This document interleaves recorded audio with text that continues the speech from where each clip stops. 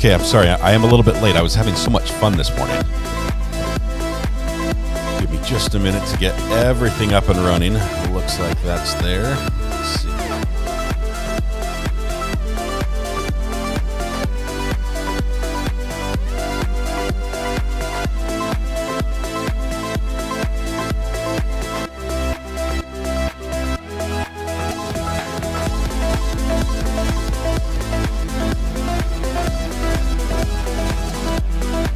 Okay, fix the echo. We're almost there. We're almost there. I'll get this done by the time the song's over, right? There's a lawsuit. There we go. There we go. Yeah, I'll get it right. I promise. Thank you for your patience this morning. We're getting everything all set up. And now, finally. I'm ready. I'm here. We can start now. I beat the song, if that's worth anything. I am sorry. I'm sorry for being late, first of all.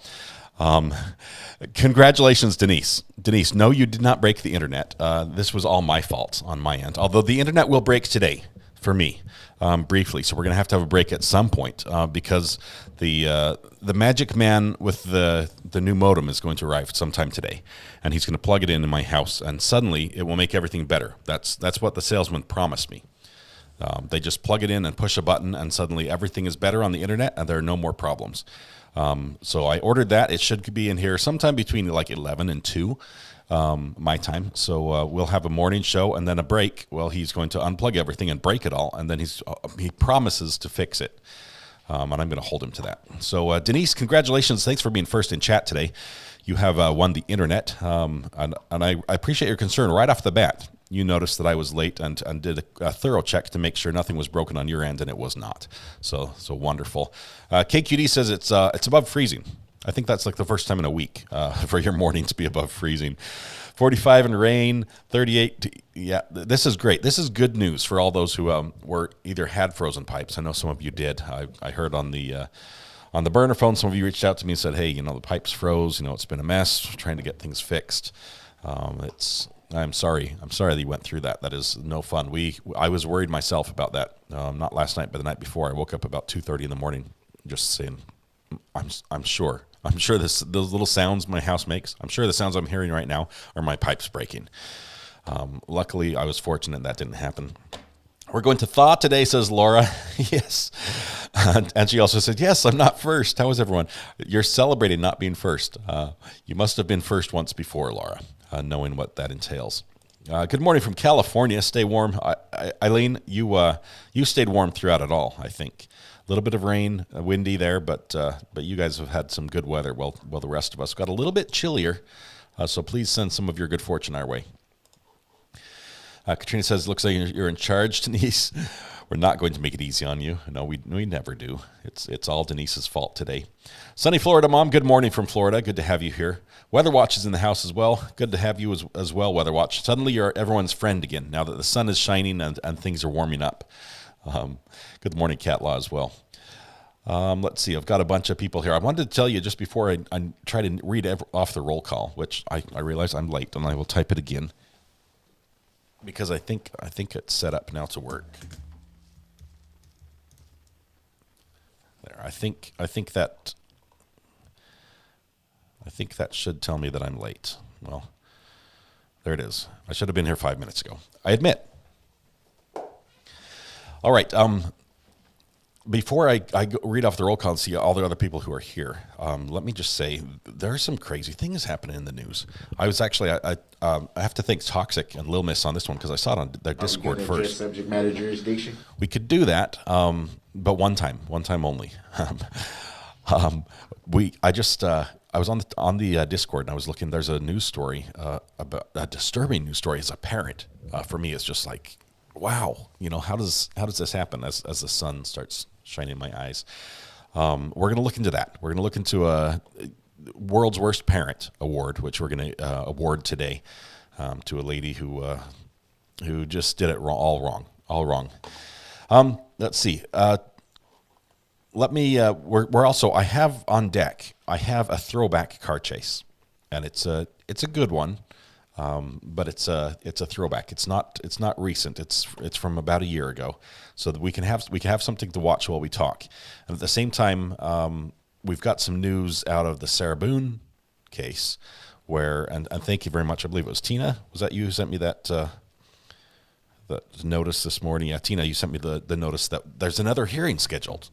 We know that she had one on the 20th, that she showed up to, but her lawyer did not. That the judge then scheduled a mandatory hearing in 2 days on the 22nd that the lawyer was required to show up at. We didn't hear anything about that. We don't know what happened there, but all we know is there's another one scheduled for today, this afternoon, about 1:15 or so, another status hearing. So something's happening, something's moving, parts are in motion. The judge clearly is not happy. I'm positive he's not happy. And whatever happens, I think Mr. Bankowitz probably has some things to answer for. So hopefully we'll find out what's happening there. It has not been easy to get information on the status hearings from her. So I appreciate all those who do get some information and pass it on my direction. Okay, so we'll look at that a little bit later this morning. Let's see what else we have. Denise, Ann, Laura, MB's in the house. Carol, Toxic, Tater Tot. Hello, Tater Tot. KQD, did we lose your cover addict? You did briefly, but I'm back. Miss L, good to have you. Bella, Samantha, Carol, again. I appear to be late. But I appear, Catlaw, I appear, and I'm representing myself today. Lindsay says, I missed you guys. Good morning. This Texan survived the Arctic blast. That is great. Ed's here. Let's see, Weather Watch. We got you already. We'll get you again. Karen, good morning. Pauline, Golden Girl, good to see you this morning. Happy, what is it, Tuesday today? I had to check the calendar. Katrina says, how is everyone today? I'm feeling great myself, Katrina. Hopefully, I know a couple of you guys were under the weather. Hopefully you're all feeling better. We should all be on the mend right now. It is morning time, Mac, and Mom's in. Good morning. Carly, good to have you. Thank you all for being here. We've been working hard. I know I took most of yesterday off, but Mrs. RA and I were working hard on the channel. We've got some things coming that we're pretty excited about. So hopefully we'll be able to announce those soon. Not today. We're not ready yet, but soon.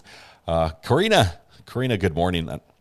Fun is good. I'll always take fun. Let's see. Rowdy Girl, Keisha. Oh, man. We've got all sorts of people here. Who did I miss? Linda. It's my birthday, Linda. Do we all want to sing happy birthday? How about if I hum and you guys sing? Does that work? Cup of Joe. Top of the day to you as well. Let's see. Happy birthday, Linda. That is exciting. I do have long sleeves on. I anticipated it being cooler in here than it was. I might roll up these sleeves before the morning's over. Hello, that guy, Karen, sunny Florida mom, DMB. Sorry to wake you, but that yawn's contagious. Oh. Let's see. Katrina found the mug. Thank you very much. Let's see. I think I'm caught up. A couple people might have slid in here. Let me just catch up on the bottom. Let's see. Marissa, did I get you already? Sometime Alias. Donna Eastwood. Last Poet. Okay, I think I'm caught up. Georgia. There. Is there anyone I missed on the roll call? If you did not hear your name, please raise your hand. Okay. And I will say I have turned down the delay just a little bit this morning, but as soon as the internet is fixed, I'm turning off the delay. So we will be chatting almost as if live. Laura, I'm sorry I missed you. Welcome. Heather Bennett just hopped on. Let's see. Tom. Sandy Fields, hallelujah, after several weeks of being licked away from a chat. I think you meant kicked. Suddenly it's back. Sandy Fields, I'm glad chat is working. YouTube is not a perfect platform. I will say this: we find issues like ghosts in the machine, as they say in the movie. But Mr. 80s Music, welcome. Look at this. Patty Robertson has admitted to being an addict. Please welcome them to the group. It's working. It's working. Patty, thank you for becoming a subscriber. I appreciate that. Hope you find a great community here that welcomes you. It'll be wonderful. Okay, where do you want to start? There's not much on Sarah Boone because we're waiting for that for the hearing. Kelly, on the agenda today, we were just talking that right now we were just mentioning that Sarah Boone has a new hearing, or Judge Wooten has called a new status hearing for today, this afternoon. This is 3 in a week and a half. The first one on the 20th that Sarah Boone showed up to, her lawyer just no-showed, just not there. And this was the day after the lawyer files with the judge and says, hey, I'd like off this case. Please release me. We don't get along. Not just we don't get along, but the relationship between me, my client, and my family is incompatible for further business. And I'm not sure why he put the family in there, because that's a weird one. But yeah, so something's going on there that he wants to bring up with the judge and basically say, I'd like to get off this case, the trial starts on the 30th of January. And this has been, 3 years in the making. It's due. It's time for Sarah Boone to have her day in court. And her judge at the last minute coming in and saying, or her lawyer at the last minute coming in and saying, hey, let me off, give somebody else this case. And they'll have to start over. They'll have to start over pretty much from scratch. And the judge will not like that at all. So he'll need a really good reason to get off the case. But at the same time, how do you feel if you were Sarah Boone? I mean, that's a hard shift for most of us to get into because she's a little bit crazy. But if you were Sarah Boone and your lawyer had behaved like her lawyer, you clearly know that he wants off the case. He's filed it. It's on public record. Do you feel like you're getting adequate representation from this public defender in this case? Does she deserve a lawyer who's willing to put up the fight for her and go to work? Because apparently he isn't. So it'll be interesting if the judge grants this or not. And if he does, there's got to be some delay, maybe another continuance. Anyway, let's see. So we've got that. What else were we saying, Kelly? We've got a car chase from about a year ago. It's out of I believe it's out of L.A. It's a fun one. I like it. It's a little bit long, but it gives us something to look at while we're talking. It won't really be like something we're discussing play by play, but we can just chat while the car chase is going in the background. It should be a fun morning. Other than that, there's also this case of the world's worst mom. And I think that's where we're going to start. It's the world's worst mom. Let's see. My Stevens hot cocoa arrived just in time for cold weather. Delicious, like you said, in my new mug. Bella, that is awesome. I'm so glad you bought that. It is the best hot cocoa I've ever had. Let's see. Toxic, I owe you an apology, by the way. You reached out to me pre-Christmas and announced and asked me to announce the winner on the drawing thingy. Let's see. Now I can't find where it is.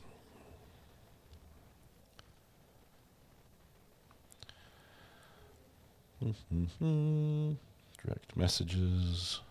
Toxic. Oh, here it is. Okay. It says, I was wondering if you have a moment, can you release the winner's name for the invite image contest? Ed Gaines, 8 Mage with Lady Liberty has won. So I forgot to announce that. That happened a long time ago, and I missed the announcement. For some reason, it just I hop over on Discord and I just ignored the message, and that's my fault. I do apologize for that, Toxic. But good job, Ed. Congratulations on that one. Let's see. Is this the chase with 2 women commenting on it? Ed, I don't remember. I did watch one. Is it somebody sent me this one? And I have to look back and see who it was. But let's see. I'll look back. It may be that one. I know it's one where we have I don't think it's the 2 women commenting. That's a different one. It's because we have a helicopter and ground crew and everything and newsroom. We have a couple different angles on this one, I think. So I don't think it's just the two women reporting. Although that is a good one as well. I think that's the truck one. Let's see. How do you feel if you were Sarah Boone? No. I'm sorry I put that thought in your head, Georgia. Most of us hopefully cannot relate. List of bad moms. Which one hit the list now? And this is one. Okay, first of all, just by show of hands, I'm going to do a quick roll call. How many of you, as a parent, either have had a teenager in the past or currently have a teenager? Because I'm in that group. Oh, and by the way, let me just show you something. I tried to fix some things on my camera. I look awful in the sunlight, but look, my arms don't cut off quite as soon. I have a little more space. I have some elbow room, and hopefully I'll fix it and make even more of that. But anyway, so how many of you have a parent, or as a parent, have had a teenager that you have parented and been through that wonderful time of life with? Let's see, Samantha, Bella, Laura, Catlaw, Heather's, hands up, have a teenager. Do fur babies count? Probably not for this one, but normally they do, Monica. KQD says several. Pauline, Tater Tot, okay, mine is 37 now, but I remember the teenager stage. Okay, so you guys, those who have their hands up, realize that being a parent to a teenager is not always easy. There are mood swings and just, crazy things that are going on.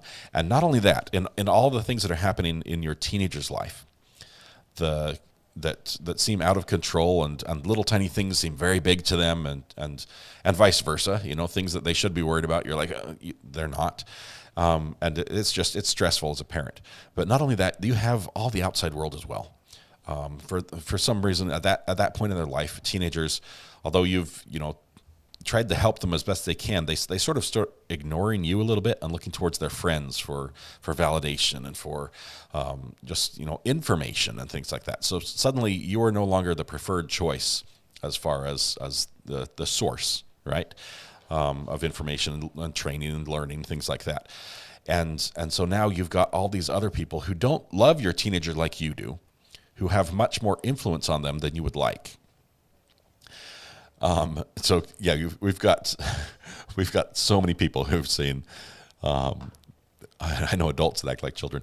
Yeah. So put your mindset there. This story that's coming to us, is absolutely bizarre, because in this story, there's a teenager in high school, right? And they start experiencing something that no teenager should have to experience. And that is, online bullying.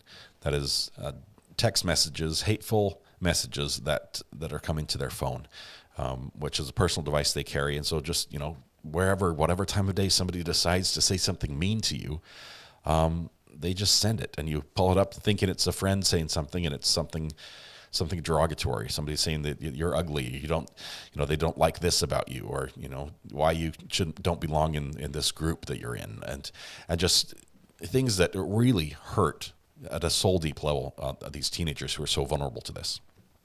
Well, this begins with this girl, and it goes on over a year at her school. So she and her parent raise a complaint, her mom raised a complaint to the school. The school starts investigating, and they can't find the answer. They don't know. They're not able to find it. So the school, as they're doing the investigation, they say, it looks like this bullying issue is bigger than just at our school. It looks like some of this stuff happened off school grounds, which sort of takes it out of our investigation realm and into the police investigation realm. So they call the local police department and say, hey, can you take over here? This is a bigger deal. And they start looking into this. And the police department looks into it and like, hey, this is pretty serious, and it uses more resources than we have. So let's call the FBI. And the FBI gets involved, and they do what the FBI does, and they find exactly who is at the root of the problem. And it was a little closer to home than you'd expect. So let's give this a listen. A high school girl in Michigan was cyberbullied for more than a year, sometimes receiving up to 12 threatening messages a day. And who turned out to be the suspect shocked everyone. Reporter Eric Lloyd has that story. When the case first came into our office, it was very bizarre and almost hard to believe. What was presented to Isabella County Prosecutor David Barbary was a police report saying this woman, Kendra Licari, had catfished and harassed her daughter and her daughter's boyfriend for for months. We're talking about several hundreds of text messages. I mean, over 1,000 pages of discovery in the case. Licari is charged with 5 crimes, mainly for stalking, as the messages went on for more than a year. But by and large, it was mostly just harassing type text messages, demeaning, demoralizing, and kind of mean text. According to the complaint, police say Licari used software to hide her location and used several different numbers and area codes to appear to be other Beale City students sending the messages. Then Licari herself helped her daughter report it to police. If at any point this became something that they didn't want to engage in or continue, they could have stopped. But rather than stop, it continued to snowball into this sophisticated plan where they try to conceal their identity and throw the police off their tracks. Barbary says they may never find the actual reason for all of this, but the impact left the 2 victims distressed and broken. Someone else coined this term, it wasn't myself, but they called it a version of cyber Munchausen syndrome, in the sense that this seems to be that type of behavior where you're making somebody feel bad or need you in their life because of this behavior. Licari is back in court for an official arraignment on December 20th. Okay, so look at this. What the freak is wrong with people? Sorry, let me put your message up here. Yeah, it was her mom. The mom who helped report it to the school and reported it to the police was the source of this. And they say 1,000 pages over a year, up to 12 messages a day of just hateful messages to her own daughter, which mind blown. Is there a mind blown emoji? I think that's what we need about right now. But it was unbelievable. It was unbelievable. So this lady, the good news, I guess if there is any good news, is I don't think this will be going to trial. Once she was confronted with all the evidence, she did make a full confession, which really, it doesn't mean you don't go to trial, because a lot of people have made full confessions and are still going to trial, Sarah Boone. I'm looking at you. But this most likely will not go to trial. We do have a hearing. She bonded out yesterday. She paid a $5,000 bond. She's out right now, and then she'll have it'll work through the system. But I don't think she's going to be pleading not guilty to this one. But she's facing what the 2 the cyber crimes have 10-year penalties, and one of the other ones has a 5-year penalty. So if they're served at the same time, 10 years, if they're back to back, 25 years in prison for this. It is so messed up. It is so messed up. And that whole Munchausen syndrome, isn't that where you do something hurtful to someone to get them to recognize that they need you? If I remember that correctly. It's been a while since I've studied psychology. But so it was possibly this mom, the situation when the mom starts realizing that this teenager is turning to friends more for influence and information than herself. She does things to make her friends look bad, so she's...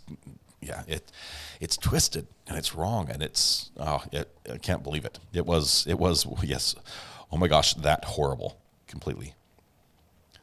Yeah, it's so confusing, Kelly. It's just trying to wrap your head around this, and it was bizarre. So that is disturbing, but we probably won't have that case to follow. We can follow it as she gets sentenced and stuff, but I don't think that'll go to trial. Joan, welcome. By the way, we have a couple things going on. We do have a police chase. Let me go ahead and put that up here because, let's see, hang on one second. Michelle says, Recovery Addict, did you get my Twitter message that the Casey Anthony trial is reopened? Legal Minds on YouTube was live last night. Reopened in what way? Michelle, let me check Twitter. I had not checked it recently.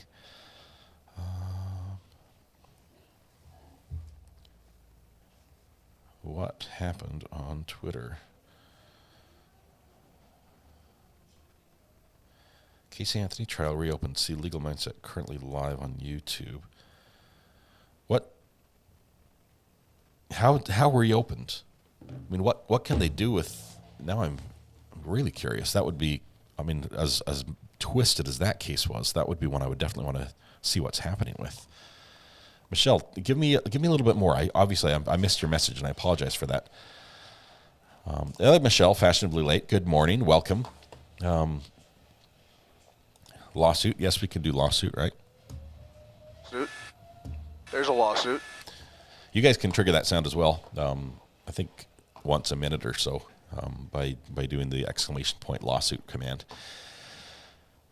Let's see. That would be double jeopardy. I believe it's the case between her and her dad. Okay, that would make more sense.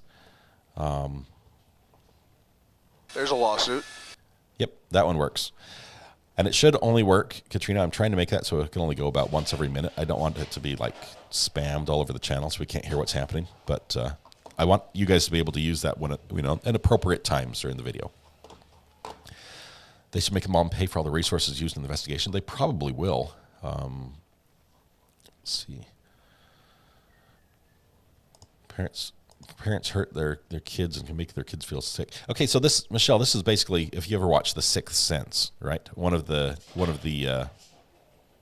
if you haven't watched it, I won't spoil it, but there's one of the kids in that movie experiences this. I'm not sure if it's for the same reason, but it could fit if the mom's getting feedback as being a wonderful, helpful mom. I'm gonna mute my mic for a second and ask my kids to stop playing Beyblades right outside the door. Hang on.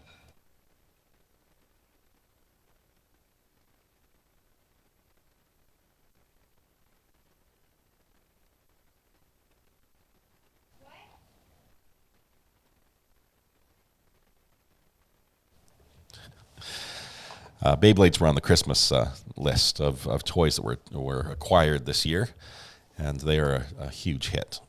They're also very noisy. Do you think the claims against her father are true? Sounds ominous to me. Samantha, Terry, I'm going to have to look at that because I have not looked at that. I don't know. I'll have to look at the information. Van is late, but welcome. Good to have you here. Should have been here 27 minutes ago. We'll allow it. What exactly are Beyblades? My nephews love them. It's like a spinning top that battles with another top, and the last one spinning wins. So it's in a concave arena that forces them to come together at the bottom, and they have jagged edges that strike the other one and catch the other jagged edges and end up bouncing together quite forcefully. Anyway, it's a violent little top game. That's what was wrong with jacks and things like that we grew up with as kids. Hey, can I come play Beyblades? I have my 15-year-old set. True crime, they are still a thing. That and Bakugans, we got some of those as well. I thought those were out years ago, but those little balls that turn into transformer things are also a hit. So yeah, you're welcome to come over and play. Let's see. Maureen, we're back on the big screen. Wonderful. Good to have you here as well. I did watch the Casey Anthony special. Very interesting, but my opinion remains just that. Okay. Well, that'll be interesting to see. So let me pull up this car chase here briefly because we want to have something going in the background just so that we have things to look at. Because right now, as all of us are unthawing from this winter freeze, this Christmas freeze, the courts are still just barely getting spun back up. We're just barely. Matthew Harris, I'm bringing my Pogs. Welcome, Matthew. Man, Pogs, that goes way back. Those were the little the discs that you sort of throw with a slammer, and I never won very much of that. As a matter of fact, all the Pogs I bought, I would end up losing somehow, and I wasn't sure if I understood the rules correctly, but it was sort of a violent tiddlywinks type game, right? Is that what I remember correctly? Well, Mom was like, Pogs. You guys are all going to be digging through boxes up in your attic. Like, I have these. Heather had them as well. Oh, that's funny. Scott Peterson wants a new trial. I thought that was that one. He got a no on that. He was denied. Okay, yeah. Scott Peterson, he'll have to try again. See, for me, the thing in school when I was in junior high, it wasn't really the toys so much as for some reason my school was full of. We had a couple entrepreneur kids who just really loved to make money. And one of them, his dad was an avid hunter, and so they'd hunt and they'd get elk and deer and things like that, and they'd make jerky out of it. And he would come to school and he would sell this jerky, and this jerky was like fire. It was so hot, but it was also good. It wasn't just heat, and so he'd come to school and he'd sell jerky out of his backpack, and he'd make a killing. And it was just like he had the Ziploc bag, and there was no like rubber gloves or sanitized anything. We don't know what the kitchen looked like where that was made in. It was all safe back then. So we just buy, everyone just sorts through and grabs the piece they want. no concern about germs whatsoever. And he made, I'm sure he probably made enough to pay for college in junior high in 1 year, just selling his jerky, the jerky his dad made. And then another kid gets the idea about this. There's little candies like a jawbreaker called a tear jerker, which is really just like, it's like sulfuric acid shaped in a candy shape, and you stick it in your mouth, and it just eats away your mouth and your tongue and your enamel and everything. And the goal is to try to keep it in longer than your friend, and whoever keeps the candy in their mouth the longest wins. They're not very good candies, and they're probably not very good for you either. And so people would buy those, and they'd go to like one of the big stores, the club stores, and buy the candy and then sell it for it was like 25 cents a piece. And even back then it was expensive, but you'd buy like a huge thing for like $4 and then sell it for 25 cents each, and you'd make like $100 off each package. It was crazy. Weebles for life. Frogger. Okay, we're doing a throwback dealing jerky. The first one is free. Oh my goodness. The first one here, and he did that. He had a little bag with the little bites. He's like, "Do you want a taste?" And he'd give out the taste. It was like the good form of a drug dealer. Back then, fewer people made meth in the same kitchen they made their jerky in. Yeah, now we have concerns, but back then it was safer.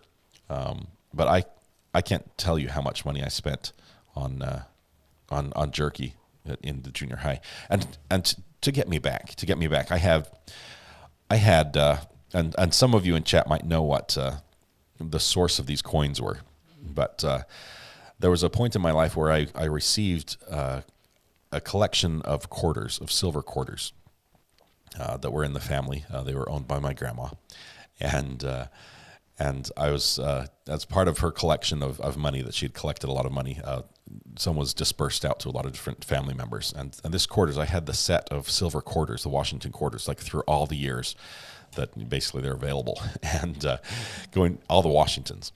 And so I had this full set, and I had it up in my closet. And one day it went missing, and we found out that one of my children, who I did not put up for adoption, but I thought about it after they did this, had found these quarters and realized that these quarters could buy a lot of pencils at school. And he had taken them to school and bought pencils for himself and pencils for his friends in this pencil machine, 25 cents a pencil, with these silver quarters. And the quarters were all gone. Went back to the school and we're like, "Hey, once we realized what happened, but we got like 7 of them back, but they had been traded into the bank, so somebody got them." Anyway, so that's where those silver quarters went. But hot toothpicks, oh my goodness, those were fantastic. This is taking me back in the day.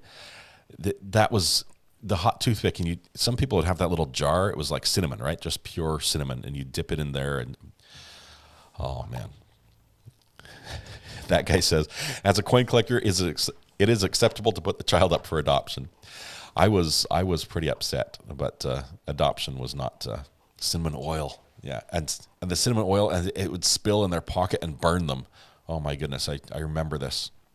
Speaking of meth, Georgia, Newsbreak showed my laundromat had an arrest. Guy cooking meth in there. Picture was hilarious. In the laundromat? That is bizarre. Weather Watch, owning up to it, says, "I did that with my mom's $2 bill stash when I was a little weather boy. I feel awful to this day." I have a couple $2 bills. I have a couple silver certificate.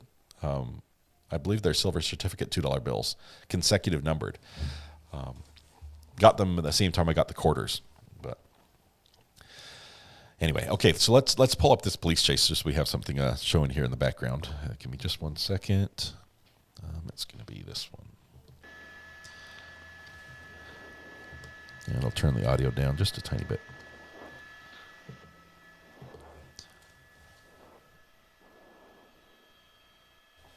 I went and got a water bottle out of the car this morning because I had left them outside in the car, and it was really cold, and I picked it up and shook it, and the moment I shook it, it just turned all to ice. Just flash froze in my hand, which was really cool. If you've never done that, this is a really fun science experiment. You lower temperature of the water to just below freezing, but you hold it perfectly still. So you can put it in the freezer and take it down to 30 degrees or so. Then you take it out and shake it, and it just turns to ice like a slushy right in front of your eyes. There's a little science knowledge for you.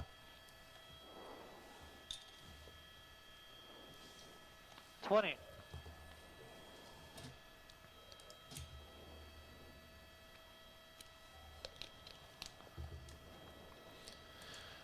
Georgia, how can you make meth in a laundromat? You've got traffic coming in and out all the time. There are people there all the time. He was just cooking it up there.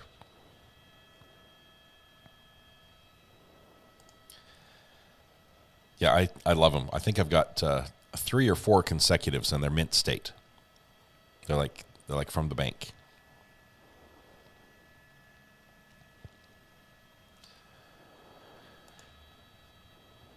That's right, Cher. We just Dad got for over Liberty this pursuit. We're Dimes. here in the Glendale area, right about Lake and Valencia. LAPD is still in pursuit, even though we're in Glendale. They're still continuing on this pursuit. They're calling for Glendale to assist, though. But this is a Audi sedan, 2018 model. You see it here.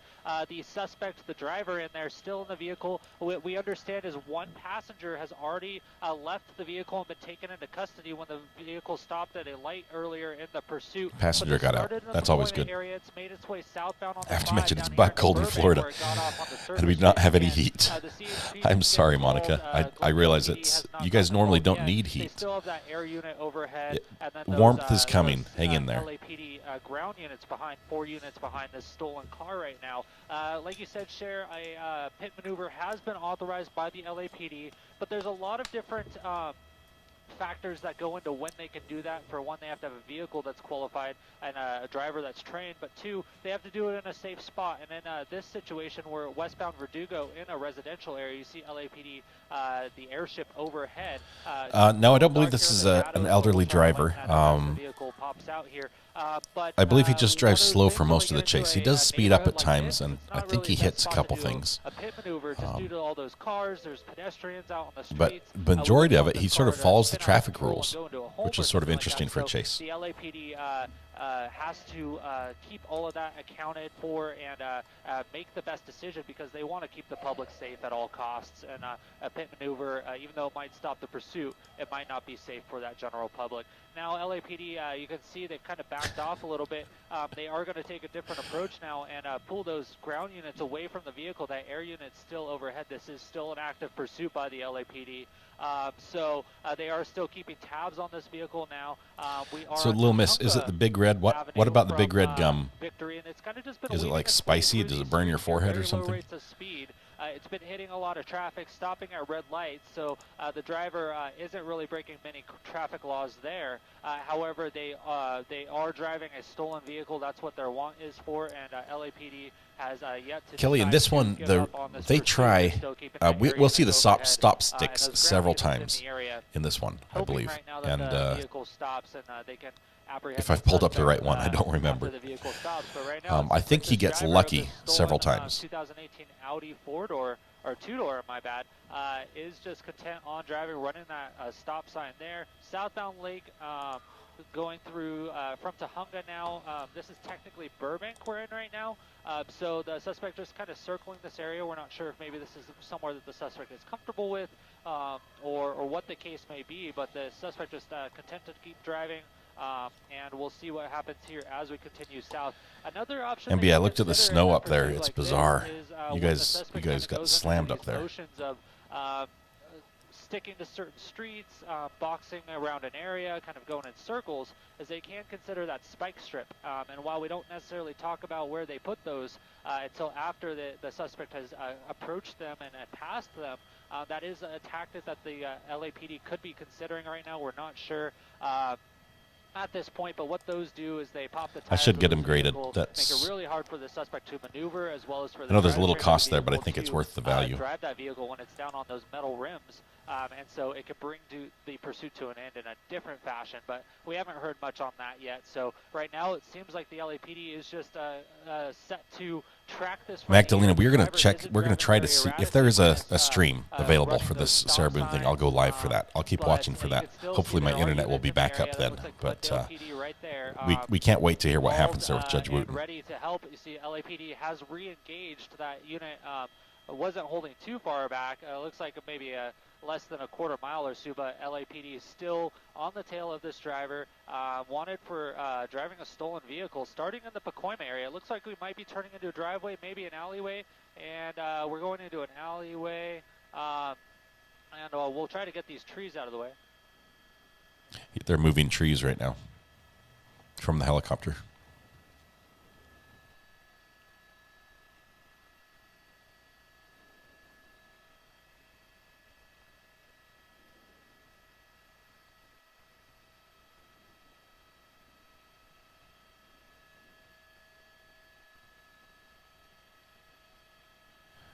Karen, I am sorry. That does not sound like a fun Christmas at all. You made a ton of scarves, but none for yourself to cover your face. I'm sorry. Hopefully you're feeling better.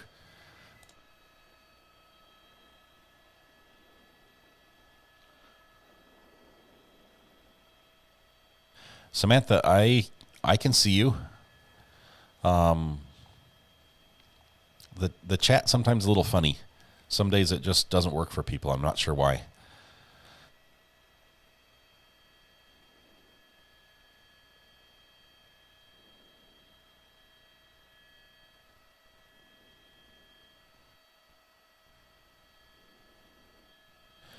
I believe they did say it was an Audi. It's a pretty nice car. It's a nice luxury sedan.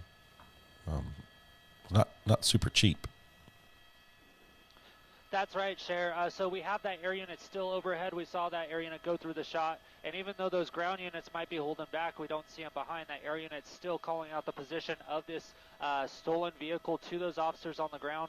Twofold, to let them know where the vehicle is in terms of the pursuit, to let them know. Hey, that guy, I'm going to have to where it change a setting terminates so and where that command will suspect's work going later and on the in suspect ends up the terminating. text. But also, the third thing is I'll to get that keep fixed. those watch commanders and those dispatchers back at the command center and the Currently, it only communication looks center at the very apprised first of the word. situation so that they can make the proper decisions on who to get Lane, this one involved isn't in live. This is an pursuit, older one. whether It's they need it's a fun Glendale one or though. Burbank to take over, It's got a lot of as stop well sticks as in it, what tactics and a used couple to manage, failed whether that's pit a maneuvers, I maneuver believe, or a as spike well. strip, things There's a like that. lawsuit. So, there are a lot of different things happening, and that air unit is one of the essential tools in making those decisions possible for the commanders and different Daniel, staff monitoring. this is pursuit. proper driving in Now, we were just California. talking about, how This is how these they train you pursuits to do end, it. and it's always different with a pursuit, but like you're saying, Cher, staying inside is the best option if you live in this area of Burbank off of Victory and Alameda, just due to the unknown nature of how this will end. Will it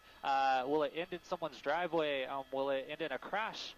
Will the suspect run into someone's home and then turn into a standoff? This is a great best idea. option is I'm to not sure stay why indoors, they haven't done this lock your sooner. doors and windows, and Equip tune into police cars with a KTLA huge to suction watch cup in the front pursuit and launch it see with a what's cable going on in attached your to a neighborhood. winch. It's the Reel safest cars in option, like a that's for fish. sure, rather than being on the street corner trying to I'd like to watch that. So now we're back southbound on Alameda, coming up on Chavez Street here in Burbank, and it looks like if I pull out just a little bit, police department has still kept their distance. They're hoping the suspect will just pull over and give up, but it doesn't seem like that suspect is quite doing that yet. It looks like the suspect is just adhering to the traffic laws right now, stopping at this red light. Okay, so I'm going to turn the speed up to double speed because, first of all, he's not driving fast enough, and this will double his speed. It does become more dangerous, but I think he can handle it. So the audio is going to be a little fast, but here we go. Coordinating between the different offices, between the different departments on who would get involved if this pursuit terminates, how the perimeters would be set up, and what assistance LAPD has in this pursuit. Moving now, continuing on Alameda. Now we're going through Main Street here in Burbank. Still only going about 20, 30 miles an hour on the speedometer as we look on Skyview 5. But this suspect. But now he's actually doing quite a 60. It's probably about a 10, 15 mile 40 drive to from the 60 point area miles where an the hour started because he's off. driving twice as fast. Wanted for driving a stolen vehicle and makes his way all the way down here to Burbank. Just about the 134 is what this street is paralleling here on Alameda, going east. Are we going to address subject matter jurisdiction?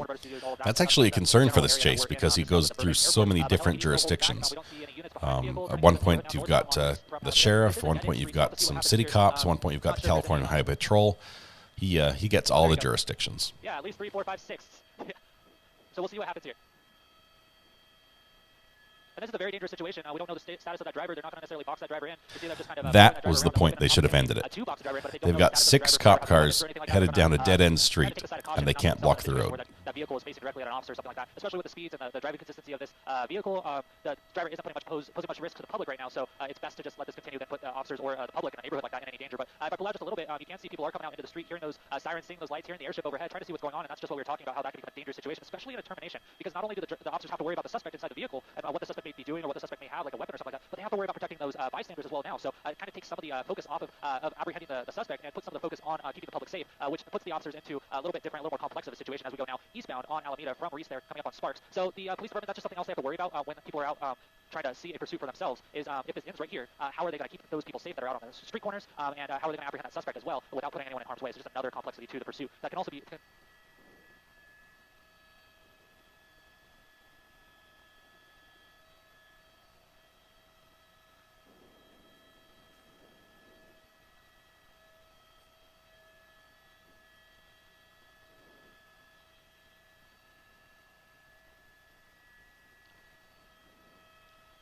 Oh, definitely. And like, not only is it a danger in that sense of how this terminates and what type of weapons are in the vehicle, but this is a multi-thousand-pound vehicle, and that could be a weapon in itself. If this vehicle got in a car accident and span out of control and went up on a curb and into a sidewalk, if someone's standing right there, that's just a situation we don't want to see, we don't want to experience. And if the person's just out there to document the pursuit, that's just a very sad course of events. So it's just best, like you said, to stay inside because there are so many different aspects afoot when we're looking at a pursuit like this. Now at Victory in Alameda, the driver kind of wanted to jump around that vehicle looking to turn. Looks like we're going to go through possibly a red light there. Kind of the first traffic violation we've seen at a major intersection with a lighted intersection there. So the driver must see those officers behind him and feeling the heat a little bit and wanting to get away from that and continue on now. It looks like we're northbound on Victory coming up on Elmwood, turning back into what looks like to maybe be a commercial, turning into a residential area. And if we pull out those police units, those black and whites are holding pretty far back.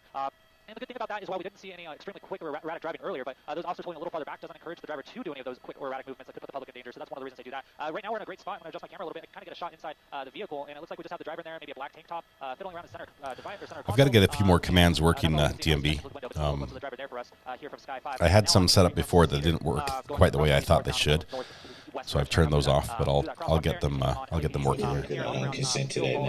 Oh, sorry. DMB Secondus. Was that better? Or Little Miss, I guess, was the one who complained.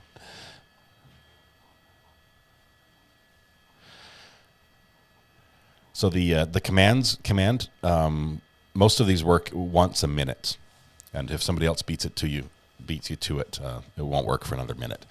It just prevents it from being spammed on the chat a little bit.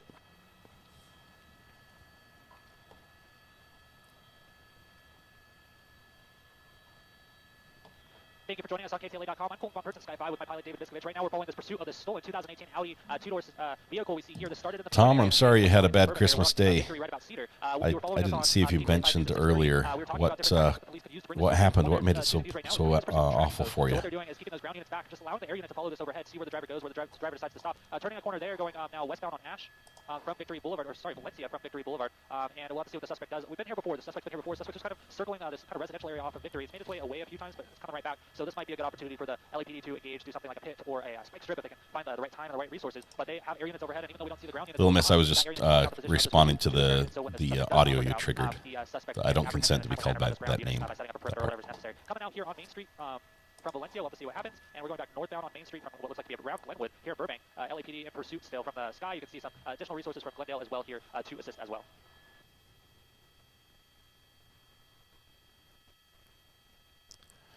It's the constant turns this guy does is what prevents them from really getting the stop stick set up. There's no pattern to how he drives. LAPD is talking about what tactics they're going to use. I assume Tom was not the driver of the car. No, I think this was an older chase, but hopefully Tom let us know. Is there something we could do? Maybe we just talk about it. Let me know what happened on Christmas. A little bit faster now here, westbound on Oak from Beechwood. See what LAPD does here. Getting back on the tail of that suspect vehicle, and it slows down. We'll see what happens. LAPD pretty much saying, hey, we're not going anywhere. We're back on your tail. It's best to pull over. If not, we're going to bring this to an end in our own way. But working our way under these trees, we will pop out of those. You see it just like that. LAPD is still here. Now it looks like they're authorized again to do that pit maneuver now that they're re-engaged in the pursuit, going westbound on Oak from Orchard now. Not stopping for any stop signs. Very dangerous for the public. You see people out in their driveways watching this, seeing what's going on. I mean, I would be interested in hearing, seeing what the police sirens that I heard in my house were by going out on the driveway. So I get what they're going through, but a very dangerous situation for these pedestrians as this pursuit goes through their neighborhood, especially with a pit maneuver like this being authorized. See what happens here as we're turning northbound Keystone from Oak, and it looks like not the best spot for that pit maneuver due to the direction of that turn, but that Crown Victoria, that LAPD unit from the Foothill Division, ready to do that when the time is right. Coming up on a major here. Pulls to a stop. Maybe Olive. There's somebody in the crosswalk right there. Suspect stopping at the light. For the most part, that's what we've been seeing for this pursuit is the suspect stopping at traffic lights, letting the traffic go. Oh man. Freaking out there, luckily they stop. But for the most part, obeying traffic laws, minus running a few red lights, running a few stop signs. But a very major street here, so not the place to be doing that. You can see vehicles are pulled to the side right there, hearing those lights and sirens probably, trying to stay out of the way. But the best option there is just to get out of the intersection and continue on your way. I think he's at a light right there. Yeah, he's at a stoplight. He's waiting for a green. Instead, he does a right on red.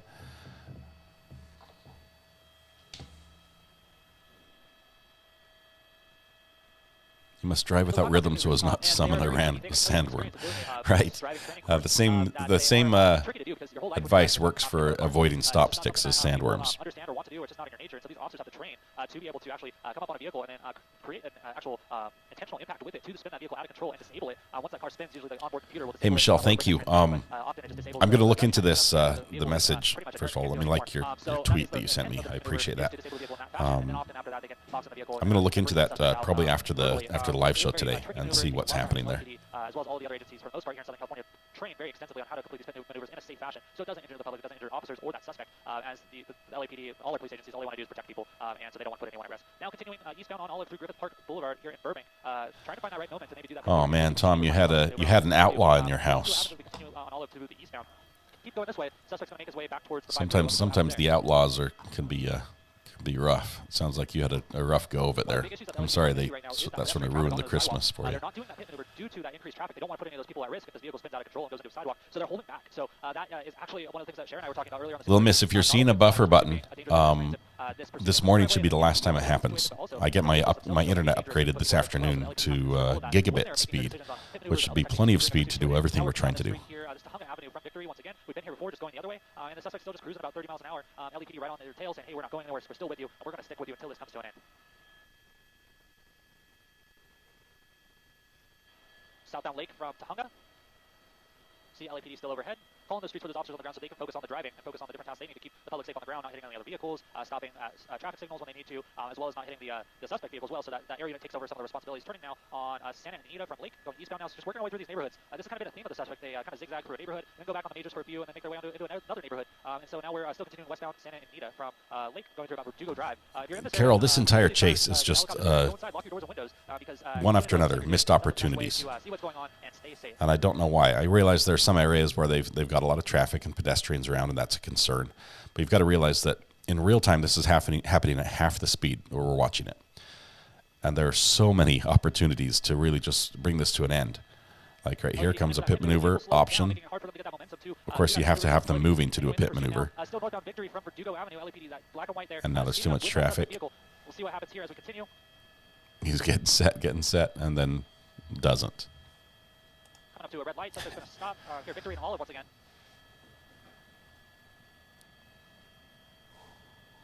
We'll see what happens. Continuing through Olive now on Victory. Going about 30 miles an hour. LAPD creeping up. Suspect saying, nope, I'm going to go faster. And the pursuit is back on highest speeds we've seen here on surface streets, going up to about 70 miles an hour now. Working our way on Victory Boulevard, coming up on Magnolia. We'll see Kev, welcome. Thanks for becoming a subscriber. Appreciate you being here. I think you'll find it's a great group. We're doing a little bit of a kickback with a throwback police chase out of California. So we're waiting for the courts really to start up again. You know, it's been a Christmas break, and we don't have a lot of live cases to follow today that we were interested in. Although we do have something happening this afternoon with Sarah Boone, and so if that happens, we'll bring that to you live. But we're hoping we get a camera in the courtroom for that one. Quite the surprise, but with LAPD getting a little more involved in the pursuit, a little more close to the vehicle, it seems like that suspect is adapting a little bit now.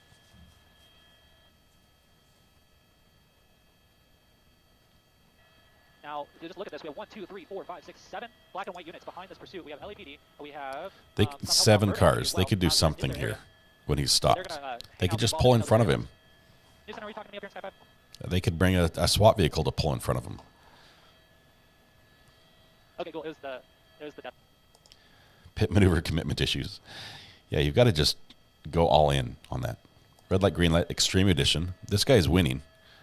He's not running any red lights yet that I've seen. Fractured, welcome. Had a fantastic Christmas. We really did. Able to have all the kids here. Missed all my family, like my siblings and parents. Obviously, they're on another side of the country, so we missed them. I was able to talk to most of them on the phone. But it was good to have all the kids here together. This is the second year in a row we've had everyone at home. And with them getting older, I don't know how many more we're going to have. So we really just enjoyed that. And just had a lot of fun time together.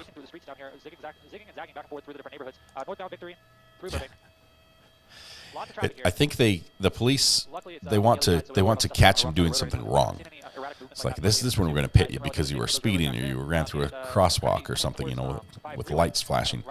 But every time he obeys the law, they're like, oh, we can't get him now. We've got to wait till he does something really bad. Good morning, Debbie. How are you feeling? How are the pipes, by the way? I heard you had some pipe issues. Did that get sorted out? Still giving authorization for that pit maneuver when it's safe to do so. So the LAPD is going to come in here and didn't feel like that was the right moment, so they backed off just a little bit, especially with those speeds now up into the 60-mile-an-hour range. They're going about actually 72 miles an hour right now here on Victory Place, running along the railroad tracks here on the 5 freeway. LAPD still right on the tail of this stolen vehicle suspect. Pursuit starting an hour ago now in Pacoima, an Audi 2018 model. Here, one passenger has already left the vehicle and been taken into custody when the suspect stopped earlier at a light. So now it's, from what we understand, just the driver in that vehicle. So now he's actually picking up speed. This isn't just double speed, but he's still right around the speed limit range. Right now, holding that right lane, coming up on an intersection. We'll see what happens here. Slowing down, stopping for the intersection like we've seen multiple times before, obeying those traffic laws at least. Let's see what the LAPD decides to do as this works its way now more northbound. Green light here, working up this It's like this guy doesn't, he thinks that it's worse to run a stop sign than it is to felony evade police. So he's fine with running from the police and failure to pull over, but he will not run a stop sign, because that would be bad. According to Skyview 5, very, very dangerous. So LAPD is going to back out on the ground and just follow this from the air. It's a lot safer to do that. So that area unit can't keep up just like we can, which is fantastic. So they're going to call this out, and if the suspect slows down or something happens, they're going to call in those units. Okay, so now he's really moving. Now it's become a high-speed chase, but the police backed off. Slowing down quite a bit as we come up here to San Fernando and our Villa Avenue here in the Los Angeles. We're back in Los Angeles City now. Pretty sure that's an undercover behind him. This is the Burbank airspace, so Undercover Porsche. Porsche. About where they're flying, what else is in the sky with them, but those LAPD pilots have to get permission to fly where they're at. They're very low, they're very close to the airport, so that can be a challenge for an airport like Burbank. It's very active with its commercial flights coming in and out. You can't make one of those go around or wait on pursuit, so sometimes the air units have to back off just like we do here in Sky 5. But Burbank Tower doing a great job of working with both the air unit of LAPD following this pursuit as well as us here in Sky 5 to stick with this, almost hitting that car there. Hard on the brakes by that suspect. Wow, right on the brakes, right on the tailgate of that suspect, or that vehicle now. Plumber's coming out Thursday. Oh man, that's a long wait. Just subject matter jurisdiction. Yeah, well, I'm not sure what jurisdiction they're in right now, but look at him. He's so frustrated. Banging on the car steering wheel. I'm surprised he doesn't back up and drive around him. We see how LAPD is just holding back, trying to stay away from this vehicle due to the nature of how the pursuit was turning just a few minutes ago. As they got close, the suspect increased their speed to very dangerous speeds, so they kind of pulled off on the ground and kind of just holding back, trying to see what the suspect does. I mean, he's a very cautious driver, MB, but it seems what he chooses as what laws to break and what not to break seems strange to me. We're getting into a little more traffic now, so we'll have to see what the suspect does as this continues, because the traffic's not going to lighten up any, especially this time of night when people are coming home from work, things like that, going in, the roads become a little more busy now. Really, this is just his application, DMB. He should be driving pizza delivery or something soon. Good morning, Lori. Good to have you here. In addition to us over this pursuit of a stolen vehicle suspect here in Sky 5, starting around 6:14, one passenger already taken into custody. There's a concern that he's armed, but I don't think they have knowledge of that. I mean, it's just the normal concern. They don't think they don't have any information that he has a weapon, at least from what we hear during this chase. But they're cautious as if he may. And continue our way into like the Sunland area, making our way through Sunland Boulevard right there, and. Now, the area ship overhead is still calling this pursuit for those ground units, trying to figure out what that guy, if you were in charge of this chase, it would be over already. Just some common sense, you could have brought this to a stop. But as he goes from jurisdiction to jurisdiction, each department says, hey, we can actually bring this to a stop. So he gets chased again, and then they back off, and they get chased again, and they back off. Just under different policies of the chase. He's still pretty agitated in there. Why don't boats chase boats? I would like to see a high-speed boat chase.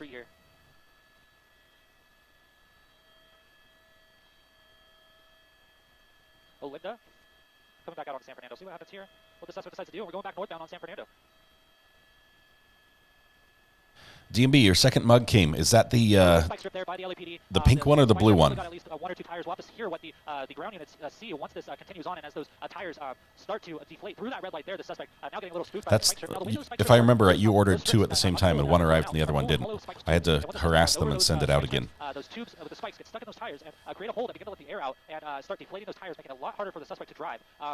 Okay, good to know. Good to know you got that. Wonderful. Thank you very much. Sorry for the delay. Thanks for your patience. A lot of strain on the vehicle and can actually cause some issues with the engine and the transmission and things like that. So we'll have to see what happens as this continues. Sometimes the letting out of the air is kind of delayed, especially depending on the type of tire and how well the spike strip's activated. But we'll continue to watch it, and it might not even be here on the driver's side, quite possibly the passenger side. But as we get more information on if those tires deflate, Paula, welcome. Working out and lifting weights, getting ready for the new year. Try to get that New Year's resolution off with a bang, I can see. Front tire is a little deflated compared to the rear. And it looks like the rear one might be deflating as well. So May got both the driver. I don't think the tires are deflated. I think he's got what they call skins, a large diameter wheel with a very thin tire. So as this continues, continues, not only is it going to be tougher just due to the lack of air in the tire, but those tires aren't made to run flat for the most part. So we'll probably see those tires start to break up and break off over time if this pursuit continues on for much longer. So we'll continue to watch those tires. A successful spike strip by the LAPD here on San Fernando Road, going northbound through Sheldon now, and making our way back into the Pacoima area. So back where this pursuit started nearly an hour and 15 minutes ago. Now the pursuit has made a full circle down through Burbank, through Glendale, and here back to the north through Sunland and everything like that. As we continue, Yeah, this is drive it like you own it. He's being cautious. He does. He's cautious most of the time, but towards the end, he causes some damage. Osborne, as we work our way northbound on San Fernando. Next freeway that this road will intersect will be the 118, and there are on and off ramps there, so we'll see what happens.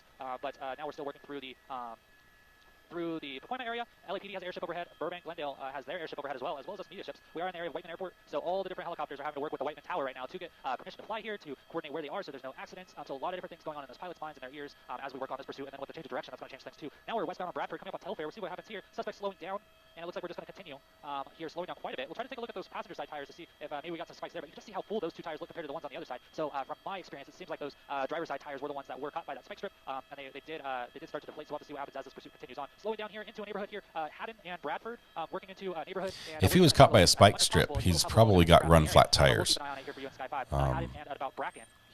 Because I don't see any difference in how it's driving at all. I'll just pull out a little bit wider shot. LAPD's kind of re-engaged. They're right behind the suspect. You see the airship still overhead as well. Turning back to the east on Montague from Haddon. And this will take the suspect if they continue all the way back to... There's a username, the giant rat that makes all of the rules.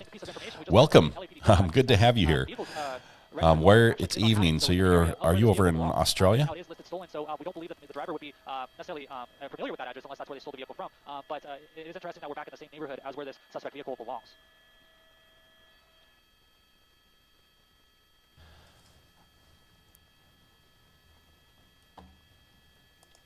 Imagine being the actual owner and watching. It's like, that's my car. At least he's driving it the way I would, So that was a stop sign. I'm pretty sure there was a stop sign he ran.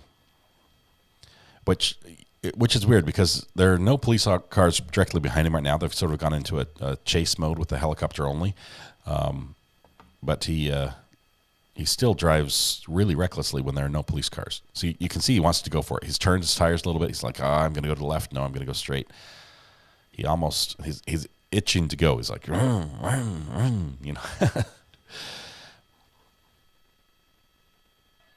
Now we're at about San Fernando and Osborne here in the Pacoima area, still continuing northbound into a little bit heavier traffic. Now this area gets a little congested this time of night, especially working our way up towards the 118 freeway, up to about 50 miles an hour now. What we understand is there was a successful second spike strip back there on Montague, right as it turned onto San Fernando Road. So at this point, we've had two spike strips go, and we should start to see some of those tires go flat as this continues on, and that should put the vehicle into a state where it's a little harder for the suspect to drive. Europe. All right, what part of Europe? We've got a few from the UK, some Scotland, some Ireland in the house. Got a little bit of representation around Europe. That rim is actually breaking down, and we've actually seen vehicles catch on fire from those sparks going on underneath the vehicle, getting involved with the fuel tank, all sorts of different things. So while we don't want to see that happen, we want this to end peacefully, but that could be where this is headed if this continues. They are saying on the scanner that at least one tire was successfully...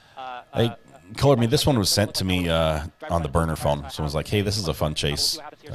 And it's an old one that I'd seen before, but it's a good one. I thought, let's cover this one.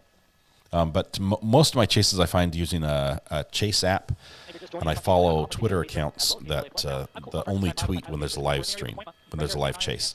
So I'll get a notification as soon as there's a chase, and I'll be able to follow that one live. But it's been sort of quiet with the holiday season. I guess the police pursuit criminals have not been as active as normal. So lots of different agencies involved in this, and this driver, for the most part, following traffic signals, running a lot of stop signs, but not driving too erratic. We saw some high speeds earlier, but right there you saw the suspect waited until the light had turned green, northbound San Fernando Road through Van Nuys. Next major is going to be running right along the 118. The 118 freeway has on and off ramps right here, so we'll have to see what happens if the suspect decides to maybe take one of those and get on the freeway. Hasn't been on the freeway. We've seen this before where the drivers seem to have the live stream going in their car so they can see what's happening and hear the report from the air, which is one of the reasons why the helicopters don't report on what subject matter jurisdiction. We could. He's in a new jurisdiction already. I think we're waiting for California Highway Patrol to step up. California Highway Patrol. I sort of slurred my words there. Yeah, they try not to announce what's up ahead just in case the people in the car are watching or listening to the live stream.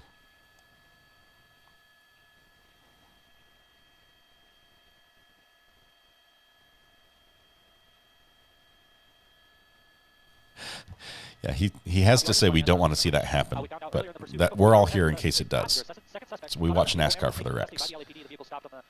The suspect, the passenger, hopped out and was apprehended, and the chase continued as the driver drove away. So we are now making our way into the city of San Fernando onto Truman Street here, and so we'll have to see what the suspect does as we get to the north end of the... Good morning, Tiffany Marie. Good to have you this morning. Hope you're doing fabulous this Tuesday morning. Welcome. We did miss you. The subject has been pretty good about stopping and looking for cross-traffic things as we went, and we haven't seen any near calls of accidents of vehicles or pedestrians, which is fantastic for the public safety side of this. The last thing we want to do is see anyone else get hurt or any more property damage.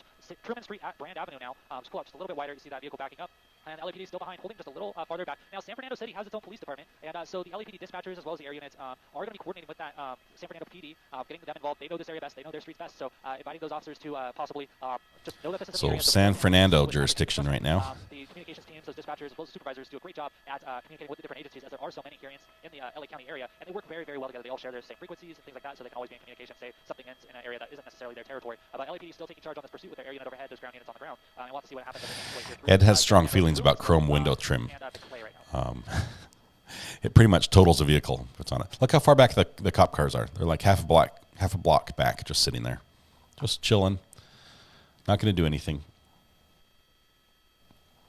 MB, if you're up to the task, we could arrange that. We could bring up a live stream and bring your audio in and have you commentate as if live for a chase. Or we could bring you on for a live chase and have you commentate during that if you're up for it. Let me know.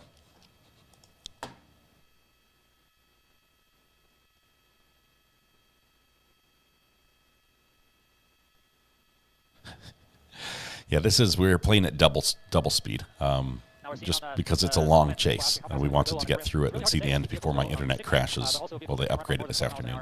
We're still in the San Fernando area, working on Truman Street, just about Workman. As we continue northbound, LAPD is still involved in this pursuit. Their airship overhead and multiple media agencies as well. You see people that guy, let me just tell you, you've got to just let go of any hope that you have of the police officers doing a tactical maneuver and bringing this to an end. Even in the end, when it's painfully apparent that they need to do something like that, they are so slow and ineffective at doing this. It's almost as if they don't want to catch him. Turning into a That's basically why I want to watch this one, because it's so bad.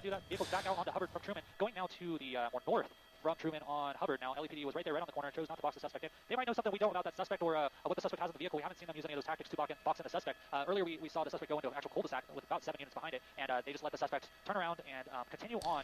It's clearly an upbringing issue for cars like this that are misbehaving. Sometimes where they're very forceful and they bring it to an end, but also in this situation, they're holding back and being a little more cautious about what they do with the suspect.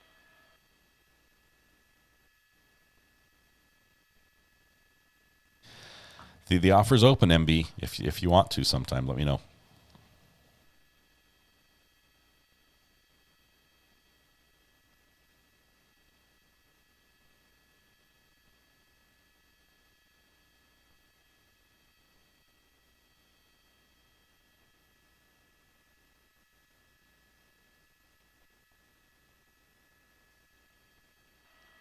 Now, even though the LAPD has said multiple times they've had successful spikes on those tires, doesn't mean the vehicle doesn't have run flat tires. And those are a little more reinforced tires that they don't need the air to run. It's pretty much so that the vehicle could get to a maintenance shop, say that the vehicle gets a nail or something like that without having to worry about patching the tire right away or switching it out. So it's possible the vehicle has run flat.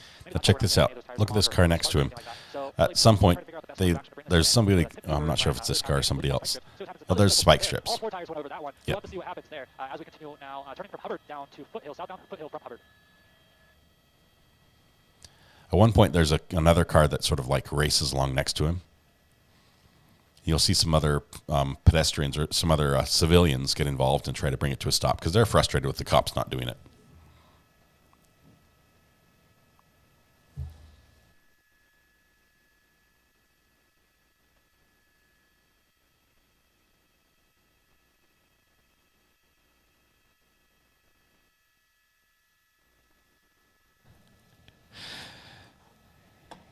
Abby narrates the car chase like a football announcer while using helium. I'd be down for that if Abby is. Of course, car chases and helium use for a long period of time is not good. Arguably, short term isn't either. But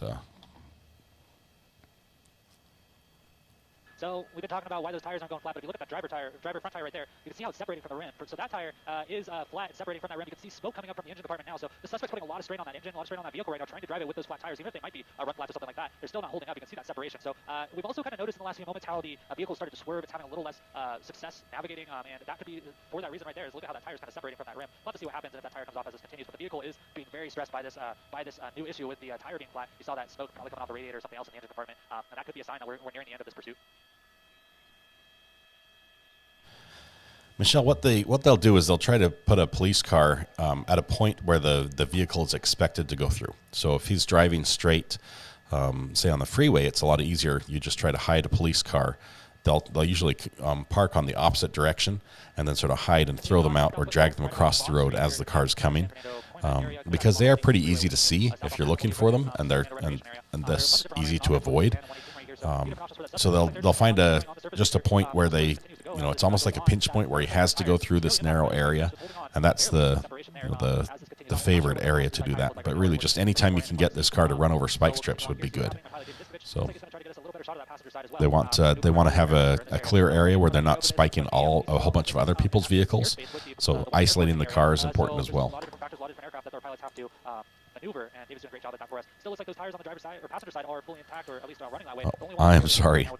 If you're highlighting comments, they aren't popping up on our side.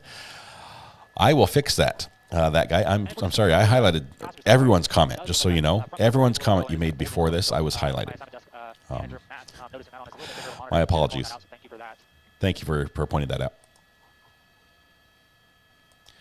And he's riding the brakes, and he's stopping at all sorts of stop signs, and he's obeying some traffic laws.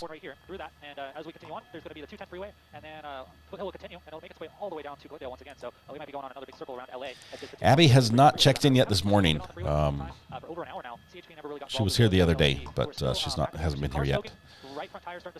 Boxing Day must have been a lot of fun. Look at that smoke. Look at that smoke on the right side. Drivers going to have a harder time driving this vehicle on those rims. There's no traction, and the vehicle begins to dig into that asphalt. The heavy vehicle really delicate asphalt. We see that driver's side tires start to break up and kind of wobble there. Well, that should fly off any minute as well. So get a very situation. There goes the tire. Off and into the woods, and we will see what happens as we continue on. Still continuing southbound on Foothill under the 210 freeway, going about 50 miles an hour now, running on at least one rim only. Driver's side tire is probably not far behind, so we'll be on two rims, and it makes it very hard for this vehicle to maneuver when they lose those tires, especially the front. They won't have traction in that vehicle. With the heavy weight of that engine, it's just going to start digging into that asphalt. You can see how the driving starts to change, having to make those more wider movements, and can't be as technical with the driving as you're kind of fighting against the weight of the vehicle when you lose those tires like that.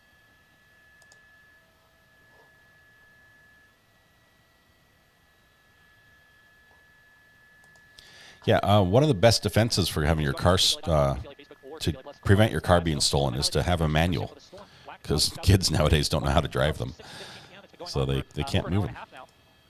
But it's hard to find a manual nowadays. Everyone has automatics. As it makes its way out of the Pacoima area and into the more Sun Valley area of Los Angeles, Foothill goes all the way from up near the Newhall Pass all the way down into Glendale. So very long road, very open. LAPD successfully doing at least the cops will move in here soon, but it gets frustrating. Whole tire is completely gone. It came off about 2-3 minutes ago, and the driver's just running on a rim now. That driver's side tire is probably not far behind, but this is going to put a lot of stress on that vehicle. What we know about the suspect or the situation so far is we got a driver in there, black tank top, black hat, and a passenger came out early in the pursuit. Vehicle stopped, passenger came out, was taken into custody. Pursuit continued on. You see that driver's side tire now beginning to smoke a little bit as we continue here southbound on Foothill. It's a little hard to see just because we're a little far away, but that's okay. We'll get the gist of it, and we probably will see that tire come off any second as well. Those rims are pretty strong to be able to hold up the car, but over time they start to wear down. We'll see what happens as that continues and as they warm up. But a very dynamic pursuit coming along here, going about 60 miles an hour here southbound Foothill Boulevard, coming up a Conover over the riverbed here, and making our ways out. LAPD is still involved in this pursuit, even though we don't see those units right behind. We'll pull out just a little bit wider. No units right behind, but we do have an air unit overhead. Multiple units, probably about a quarter mile back. They're holding back just a little bit, trying to see if that suspect will slow down. But after those spike strips, suspect said, nope, I'm staying away from you guys. Bad news when the police are behind me. And so he sped up just a little bit, well, not just a little bit, quite a bit, since the spike strips, and is driving quite a bit more erratically. Turning to the west on Wheatland. And this goes so now, the freeway, these wide turns he's making is because of the lack of tires on the ground. Oh, look at that. Wow, losing control there. Back tire's going. Back passenger tire is off and just hanging on by a thread as we continue eastbound on Wheatland, spinning out of control now into that center divider wrong way, and that tire just holding on, that's for sure. Pretty crazy, if I may say so myself. Driver speeding up quite a bit, 60 miles an hour, fishtailing a bit. We'll have to see what happens. Very dangerous for those oncoming drivers as well as drivers same side of the road. About to lose that tire. But this pursuit is getting more and more dangerous by the minute.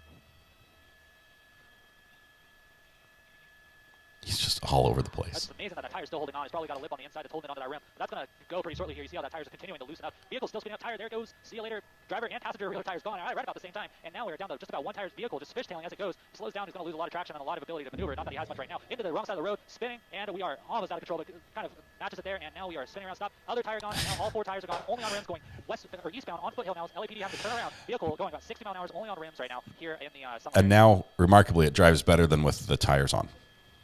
Of course, he can't slow down. He can't make turns very well, but at least he can drive straight again. Still about 60 miles an hour. Almost seems like now that those tires are gone, the vehicle has a bit more traction, be able to hold on to that ground a little more. Now this is going to dig into the ground as this goes on too, and as those rims start to heat up, so that's going to cause some damage to the road. But right now we're more worried about the damage and the danger to the public. Very dangerous situation. This driver driving at these high rates of speed, 50 miles an hour right now. Wentworth coming up on Marybelle, and there's still a lot of people out on the roads right now. So we're making our way back towards the 210, back towards Foothill Boulevard. We'll see what happens there. Kind of a left or right situation as we get there, and we'll just have to see what happens. It looks like the vehicle has its hazards lights on. That's kind of a new addition to this equation. But with no more tires, we'll have to see what happens as it continues. How long can the vehicle go? It puts a lot of stress on that vehicle having no tires, no traction, and just kind of running on those rims. The hazard lights makes it okay. Lots of strain on those rims too, and those could break off, and then we'll just see the car laying on the ground. So we'll have to see what happens as it continues in that left-hand turn pocket, right over to that right. We're going to continue southbound Foothill from Wentworth. LAPD right on this suspect's tail. See, now's the time to really do a pit maneuver because it just takes the slightest bump. There's no rubber on the road that keeps this car gripped to its position. Just a slight tap and this thing will spin out.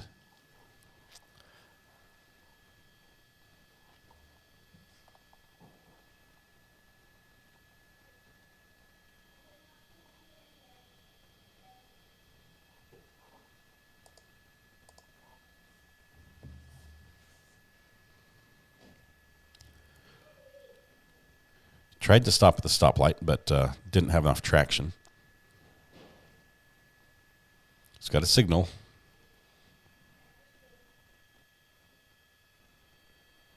Remarkably, the car itself is in pretty good condition still, considering. He's waiting for the green, but he's pulled too far forward to trigger the turning lane.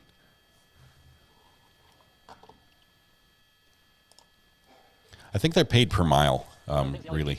There's actually a SUV that's following this pursuit very closely that they're trying to keep tabs on because they're not sure the suspect or that person's involvement. Not the best thing you want to do is follow pursuit closely or at all because you're putting yourself in danger. And so they're going to probably stop that vehicle and see what was going on with that. But they've been following long enough that the LAPD noticed. There you go. That was a good stop. This guy comes out and he's like, "Hey, man, very dangerous situation.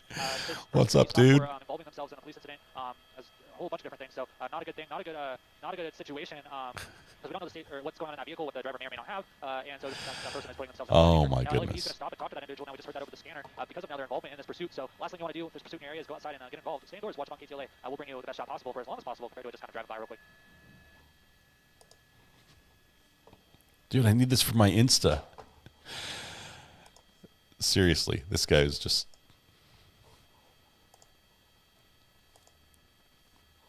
Completely disregards the 6 police cars with lights and sirens right behind the vehicle. Walks right up, is tapping on the window. Hey, smile, man, smile.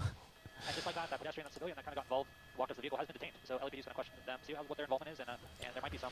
So that pedestrian got detained. That's a common theme. Still southbound Foothill through, let's see, the map's not updating quite yet, through Wingate to the Tahunga area as we continue. Still going about 45 miles an hour here southbound. All 4 rims. No tires left on this Audi 2018 stolen vehicle. Digging more and more into the ground as we speak. LAPD coming up on their tail. See what happens as this pursuit continues on. But that vehicle has no more tread and is just digging its rims into the ground. Here comes a pit. Come on. Oh. Nope. Could not commit. They're ready to do that. LAPD has been involved in this pursuit from the beginning. Foothill Division up in the Point area. That Crown Vic we just saw moments ago has been pretty much the lead vehicle on this pursuit. They've had a bunch of other vehicles get involved and take over at different times, allowing that driver to take a break. It's very stressful being the lead vehicle in a pursuit. Takes a lot of coordination, a lot of focus, and so sometimes they'll switch out to get a new set of less exhausted eyes and arms in the pursuit to drive on this. But this unit still right on the suspect's tail. We'll see what happens. Vehicle speeding up once again, now throwing up a lot more dust as it speeds out of control into that center divider. Wrong way now. Vehicles having to swerve out of the way to get out of the way of this vehicle. And we're just continuing here, southbound Foothill through Pinewood now. And that's what we were talking about earlier. As we lose those tires, the vehicle has a harder time steering as those rims dig into the ground. So on that kind of turn right there, the only option the suspect had was to kind of weave into that center. These are some pretty sturdy rims as far as rims go. Lesser rims would have shredded by now. Goes through Foothill Boulevard, coming up on Haynes Canyon. And as it goes down this way, we'll make our way back into Glendale. LAPD, airship, LAPD on the ground. Glendale PD, keeping an eye on this guy's like, if I had known that I could drive this car on just rims, I wouldn't have spent that big bucks on the tires that I had. It's very grippy aluminum.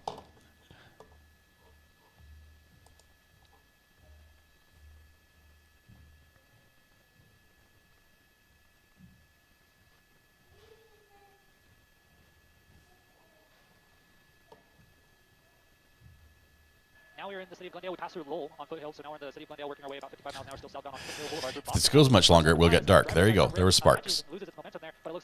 That he locked up the brakes and we had a little brief skid mark of sparks.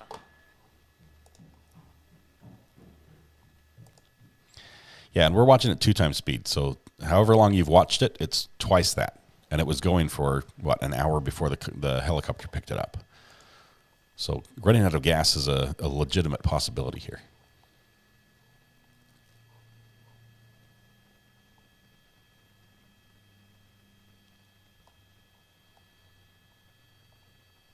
There's that rip catching again. That's something we'll probably see more and more, and sparks starting to fly. As those rims kind of break down and they get caught on different components, the rotors can't handle it as much, things like that. So we'll see what happens as this continues, but that's going to cause some problems for this driver as this continues.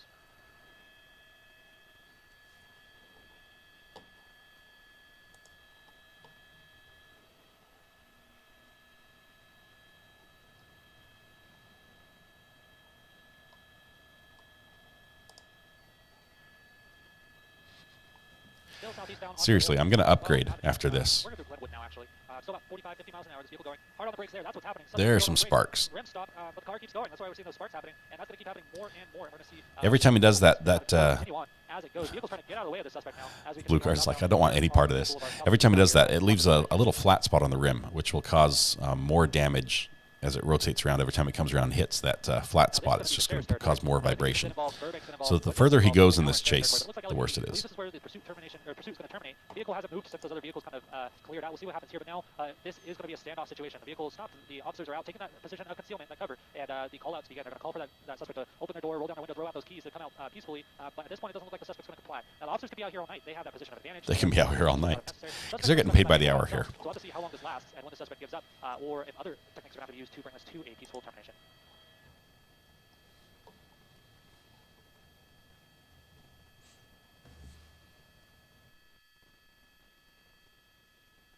Seriously, we now know that we want to buy a Beamer because they can run forever on 3 wheels, and if we do have wheels, we want the whatever brand this is because you don't need the tire.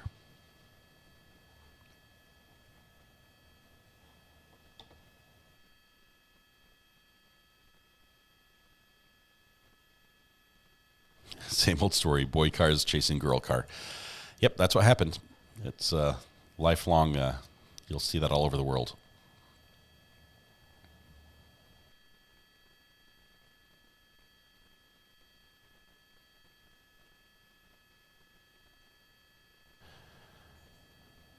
This is where we need to be able to turn it up even faster. We're waiting. For what? I think What happens when a pursuit terminates like this? The suspect doesn't come out is always the question. Well, LAPD a beanbag round through the back with a tear gas canister inside. I think that would pretty much solve this problem. Sometimes they'll wait for the SWAT to arrive and bring in those Bearcats. We'll just have to see how the night goes and what they know about that suspect. They did take that passenger into custody, and so you can be sure that they've been interviewing that passenger, seeing what the state of the driver is. So one officer just had a shield so they can do a stack and move up on the vehicle, but I don't think they will. Too much tint. And the chrome. They're probably scared of the chrome as well.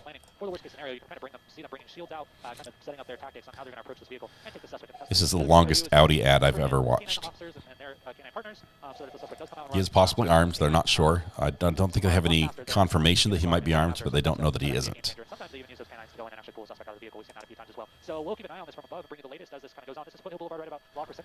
We saw Stephen Lee a couple days ago. I've talked to him. He is, for those that, I think he's mentioned this, so I think I'm safe to say this. He is a police officer.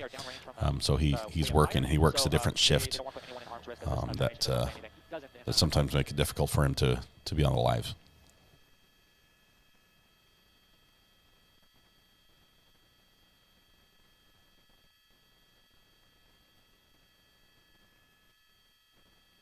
He's like, I'll get out as soon as I secure my vehicle so it doesn't get stolen.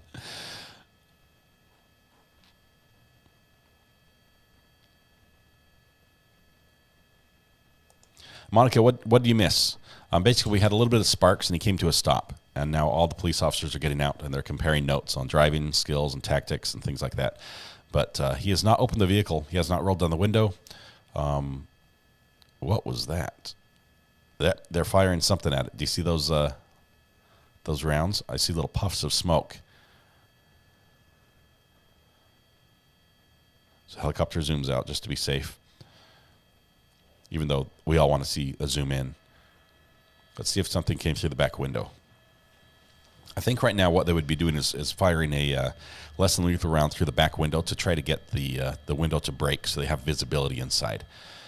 They do have a protocol that says you're not allowed to shoot less than lethal rounds in the head. Into that back window, you see that officer with that green rifle. That's a beanbag gun, and they're going to try to break out that back window with those beanbags. One round in, we'll see what I happens was just there. saying that, only slower. And what they try to do is try to get a better view inside that vehicle. Also just try to encourage that suspect to leave the vehicle because of that. Often those rounds that they put in can have pepper and different things in them that can actually persuade the suspect to come out as well. It looks like they only put one round into that back window.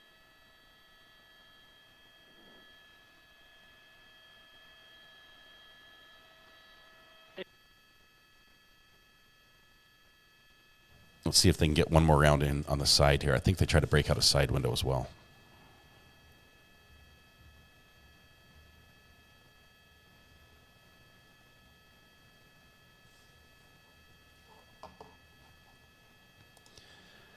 Yeah, this vehicle does a little bit better than the Tesla truck did in the test for the side windows.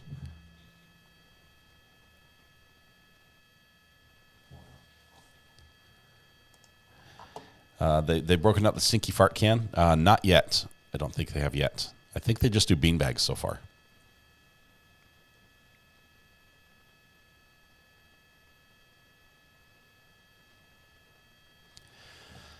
You see all these police cars actually there up at the front with their doors open. That's actually protocol. A door won't stop a bullet, but it gives you some cover. One. There's one through the window right there. Boom. One beanbag shot into that back window, driver's side. The LAPD using that to get a better view inside that vehicle. They might put a few more in there. We'll have to see what happens as this continues. And then they shine a spotlight on it, trying to get visibility inside just to see what's happening.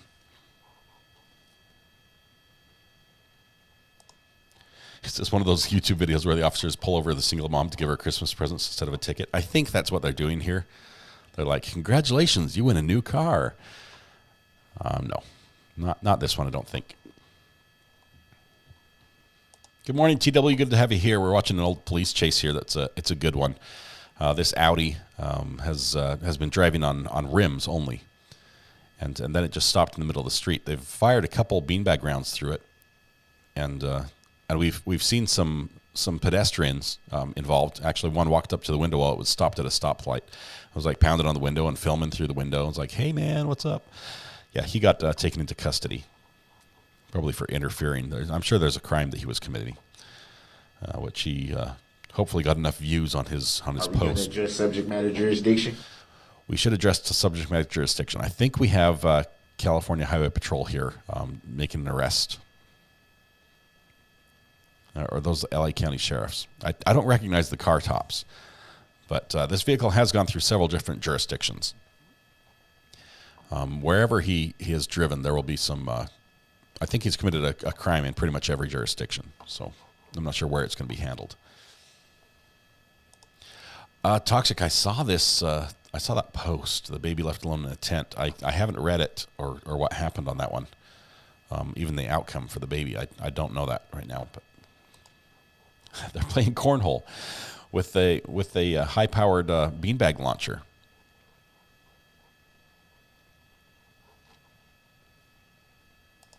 It's hard to tell, DMB, if the Cybertruck or the car was better because the outcome was the same during the test. So without knowing how much force was used, it's tough. Why is the dog chewing on this guy? Yeah, I believe, if I remember correctly, this does have a dog chewing moment on it, but it's not captured very well on camera. It's only narrated. The pepper ball volley. I'm sitting here watching this, and I watched this high speed while I was working on the channel yesterday, and so I didn't see this part. And I'm pretty sure there's a lawsuit. Yes, I'm pretty sure that that this is the right chase. I'm hoping I'm not playing the wrong one and telling you something is going to happen that doesn't. But I think this guy does take a couple beanbag rounds on camera and then get back in the car. He's like, okay, I give up, and they shoot him a couple times. He's like, wait, never mind, I'm going to keep going. There are other charges they include in stupidity, but I think stupidity is the lesser included on some of these charges.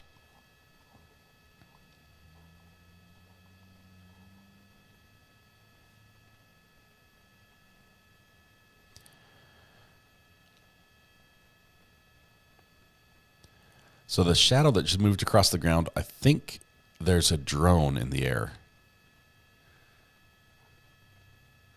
But I don't know who this guy in the T-shirt and shorts are as he's walking around in back of the police car. He's just right up there with them in the back of that middle car. Let's see if he zooms out again.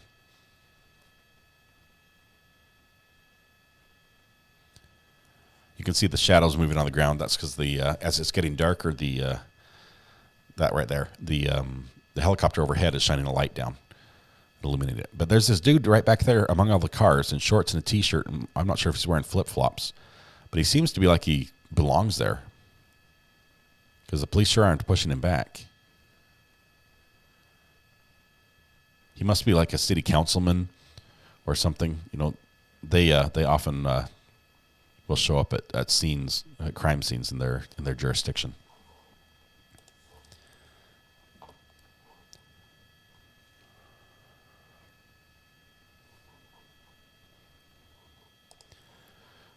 This is not unusual for Burbank. It's not a high crime city.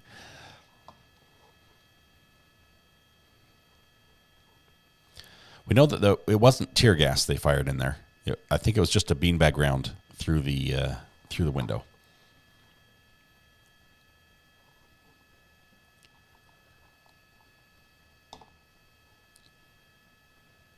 Monica, with the way he was driving, I think it may have been the owner. He was very cautious. Nope, no hurry whatsoever. Trying to get people to stand back a little bit because the crowd's forming. Obviously, the helicopter's been live streaming this for a while, and people who are familiar with the area are like, hey, that's just on the road. Let's go check it out.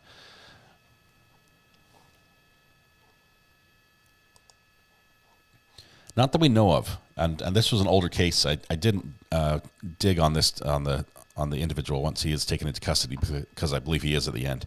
I don't know what his name was or what the story was, but I think he has a large amount of cash on him because the video at the very end when he's arrested. Watch for the papers they pull out. I don't see where they get the papers from, but the police officer seems to be like counting papers, like hundreds or something. I don't know. Longer prison time needs to be given to these people. We're going to need more prisons, Jimmy. Okay, so here we are. Helicopter's like, I'm out of here, right? We're waiting. I'm out. But is it really over? Yes, it is. I don't know why, because I showed you the wrong one.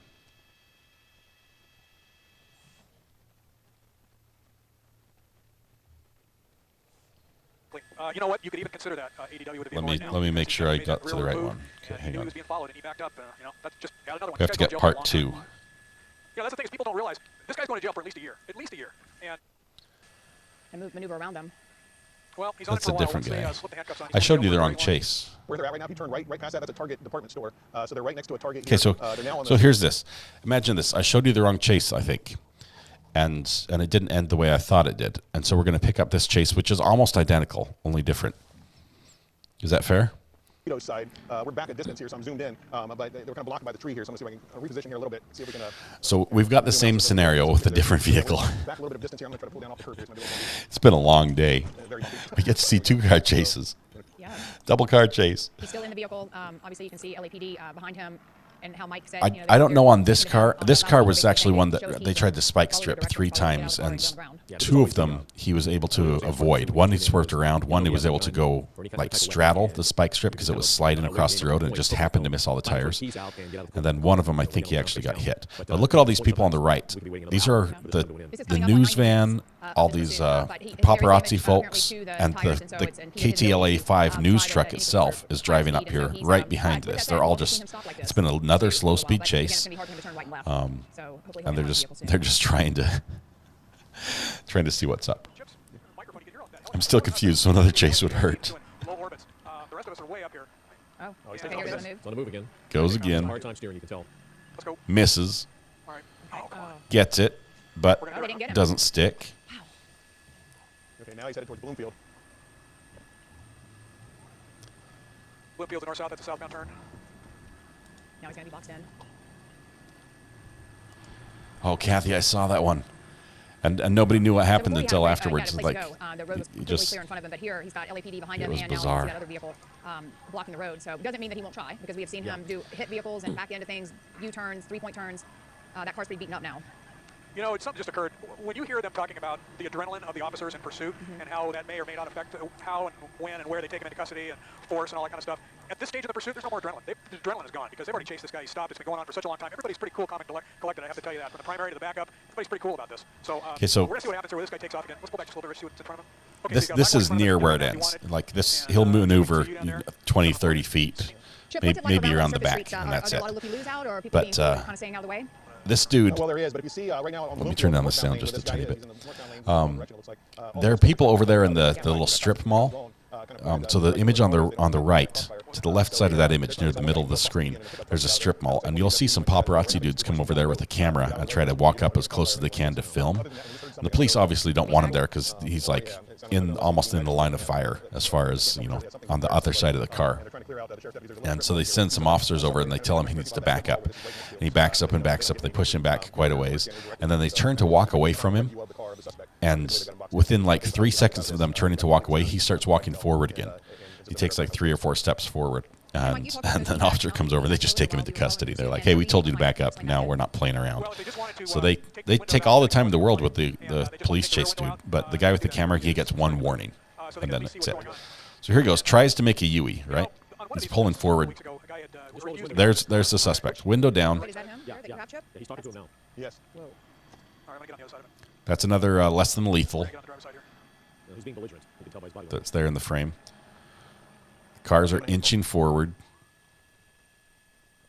Okay, so this is a pursuit that stolen car, gray Honda that again started in Norwalk, and it looks like it finally may be coming to an end on Bloomfield Avenue in Lakewood. Okay, so that's not securing the vehicle.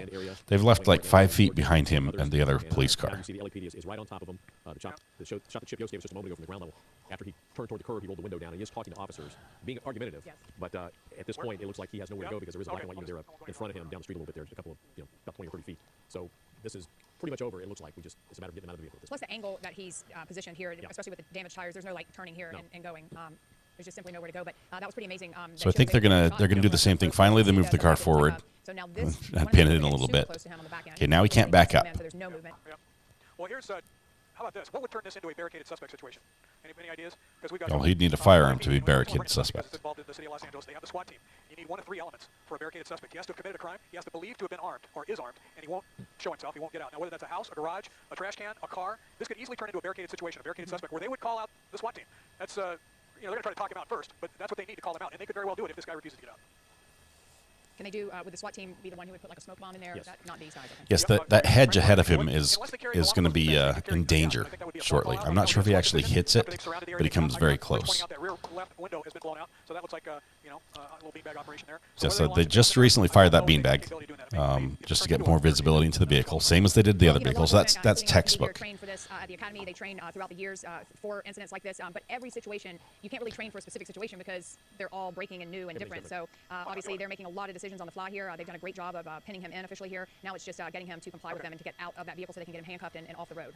Well, and usually don't like to see a black and white unit in front. He's got nowhere to go, really. That was in fact the case, but now the fact that he's flat tires, up against the curb, plenty of officers around. So he's trapped. I mean, he would have to jump the curb, and there's a hedge there, as you see. So he is completely trapped at this point. He has no place to go. So at this point, it's just a waiting game until the SWAT team arrives if it comes to that. But hopefully he'll give up here sometime in the next couple of minutes. And of course, a lot of emotions on both sides. We don't know if this guy is impaired in any capacity or if he's got some mental issues going on. But an hour and 90 minutes or a 90-minute pursuit, that's a lot of adrenaline, and he has to be tired and in some capacity of being chased, and then the officers have been on him as well for 90 minutes too. So this is now more of a just sit and wait situation. Those negotiations hopefully starting, and they have direct contact. I mean, they're going to be able to see each other. His window's down. He's literally talking to them. He rolls it down, yells at him, rolls it up a little bit, yells some more, rolls it down. Cover certainly, but certainly some concealment, which is good for folks there. But we saw a couple of people running from that parking area, so I don't know whether they're going to try to clear that out or evacuate that area. If this turns into a barricade, then of course they'll evacuate that whole strip mall area. But so a little bit of concealment. Not too much So this feed is coming on KTLA 5. They have a blue news truck. You see at the top of the screen, there's that white news van that's been following this chase all the way around. The blue news truck tried to get right up behind this, and the cops made him back up around the corner. He's just off to the left of the screen in the turning lane. but they made him back up just far enough that he can't see the car. Back across the median on the 5 freeway, do a U-turn, heading northbound on the southbound side. And we've seen several U-turns on surface streets. A lot of towns in the Disney area, down in Orange County, and now we're back up here in LA County, and we are in the city of Lakewood, and the standoff continues. We've also seen spike strips being thrown out. This is one of the closest standoffs I've ever seen, as far as how close the suspects and the police are. Release the hounds. Here we go. We got a sound for that. Oh boy. There's a canine. Oh boy. Yeah, we need a canine sent in. It was just incredibly dangerous, and then literally tried to do a U-turn with traffic going 50 and 60 miles an hour. Not even just cars and pickup trucks, but large 18-wheelers coming straight towards him. Yeah. He eventually did a 3-point turn and sort of awkwardly tried to get in the right direction, and then was face-to-face with officers. He's been really face-to-face with LAPD several times, and then you think that he's going to be stopped at that point, and then he just takes off again. There's been a lot of cat and mouse. Yeah, just there we saw when he got off on Lincoln Avenue and then hopped back on the 5 and then did the U-turn, which was a signal problem, but here he is. He did drive the wrong way on I-5. Yeah. I mean, people were very lucky. He was very lucky, and everyone passing him. This is freeway speeds, driving the wrong direction on I-5. It could have been so bad. Construction and could not keep going, and so sort of had to stop and kind of got pinned in there. But that was just terrifying to watch that. You just, especially live, you just never know what's going to happen. The producer for The Tonight Show with Jalen Little lives in Pocatello, Idaho. You serious? During this pursuit of 90 minutes. There on the right-hand side of your screen, this is just a little earlier, like 10 minutes ago. Chip Yostar, reporter down on the ground. Yeah, does he produce remotely? Shot of the driver. You can see he's super agitated there, and the LAPD with the rifle right on him, but just talking back with an attitude. Oh, yeah. Yes. And he just put it fully down. Very, very brazen, very brave. Well, I would say brave. Yeah, brave wrong. But brazen. You got a barrel of a Guy's like, I just want to get to Publix and get some chicken. I mean, clearly something might be going on, some mental problems. Maybe he didn't seem impaired in terms of like drugs or alcohol, because he's actually that's on the right. That's earlier, because the window on the next to him is not broken at this point. Those are the live images where he is barricaded there, still in his vehicle. But look how close they are to him. Another right on top of him. Yeah. Lived there when Rodney King happened. Man, crazy time. Bloomfield and Delano, for folks in the area, you're going to hear the helicopters, that's for sure, so you want to stay away from that intersection. It's basically blocked off. And Lakewood Sheriff's, along with LAPD, we may have some CHP. I don't think that's the case, Daniel. I think this is just a really frustrated driver who just doesn't want to get caught. It's almost, we're not sure where he's from. This was a stolen vehicle, but he literally did. I mean, if we counted them, probably a dozen U-turns back and forth, especially once he got on these surface streets. Oh, now he's trying to move. He just tried to move forward, Mike. Yep, here come the bushes. Yep. Be nervous. I think they're not going to let him go anywhere. Let's hope anyway. So the only real crossfire situation is that one black and white on the very left part of the screen who's blocking traffic. That's the northbound side. So they need to move that back car right up next to him. I know it's a risky move because you have to get in the car from a position where you're not covered. He may be hung up on that sidewalk now. He may not be able to go anywhere. With those low profiles, Glenn, absolutely right. He may not be able to move, that's for sure. Now, Chip, where are you the only thing he'll gain is some more charges. So right now, I'm going to roll the window because the helicopters are probably pretty loud here. Right now, they had me move. I was, like, you're looking right there, I was right behind all those officers. That's what we were following the pursuit, but it just came to an abrupt stop again right there. They had me move because they were afraid I was in the line of fire, so I backed up over to kind of where I'm at now. So this right here is the intersection of Bloomfield and Delano, where the suspect is. He's on the Lakewood side. This is not only the Orange County, LA County border, but on this side right here, this is the Cerritos-Lakewood border. So to the south is Lakewood, but over here you see there's a big Target department store. A lot of people come out to try to see what's going on. So they've backed this KTLA 5 news truck back to just around where he can't see what's happening. He can zoom in and see the officers holding him on the standoff, but he can't see the suspect. Yep.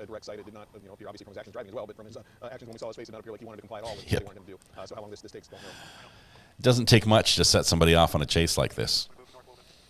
And I'll zoom in here if you still got me. This area right here, this is right behind where they're at right now. So they had me move back up because they didn't want me being. That was kind of just right where we're pointing the camera right now, is where I was parked earlier. So they had me move from there, but you can see officers have their guns drawn. Let me try to reduce some of that shakiness there a little bit. Do something here. So yeah, you see the officers there. They got their guns drawn. Aimed at his car presumably, but at this point he's not complying. Okay, so see the guy on the right? See the guy with the camera as he's walking forward to film? He's just moving right up there. And you can see him on the left-hand side of your screen. You can see the officers moving over to tell him to get back as he's moving up to film. That they've cleared that area out because of the fear of any kind of crossfire. And if we go back, I'll back up a little bit here, show you kind of the crowd over at the Target department store here on the Cerritos side. You can see a bunch of folks just kind of coming over. So keep watching the left-hand screen. You can see the police officers moving back along the strip mall, telling the guy to get back and leave. Are we going to address subject matter jurisdiction? They're pushing him back, saying, hey, you have to be back there. They start walking away. He starts walking forward immediately.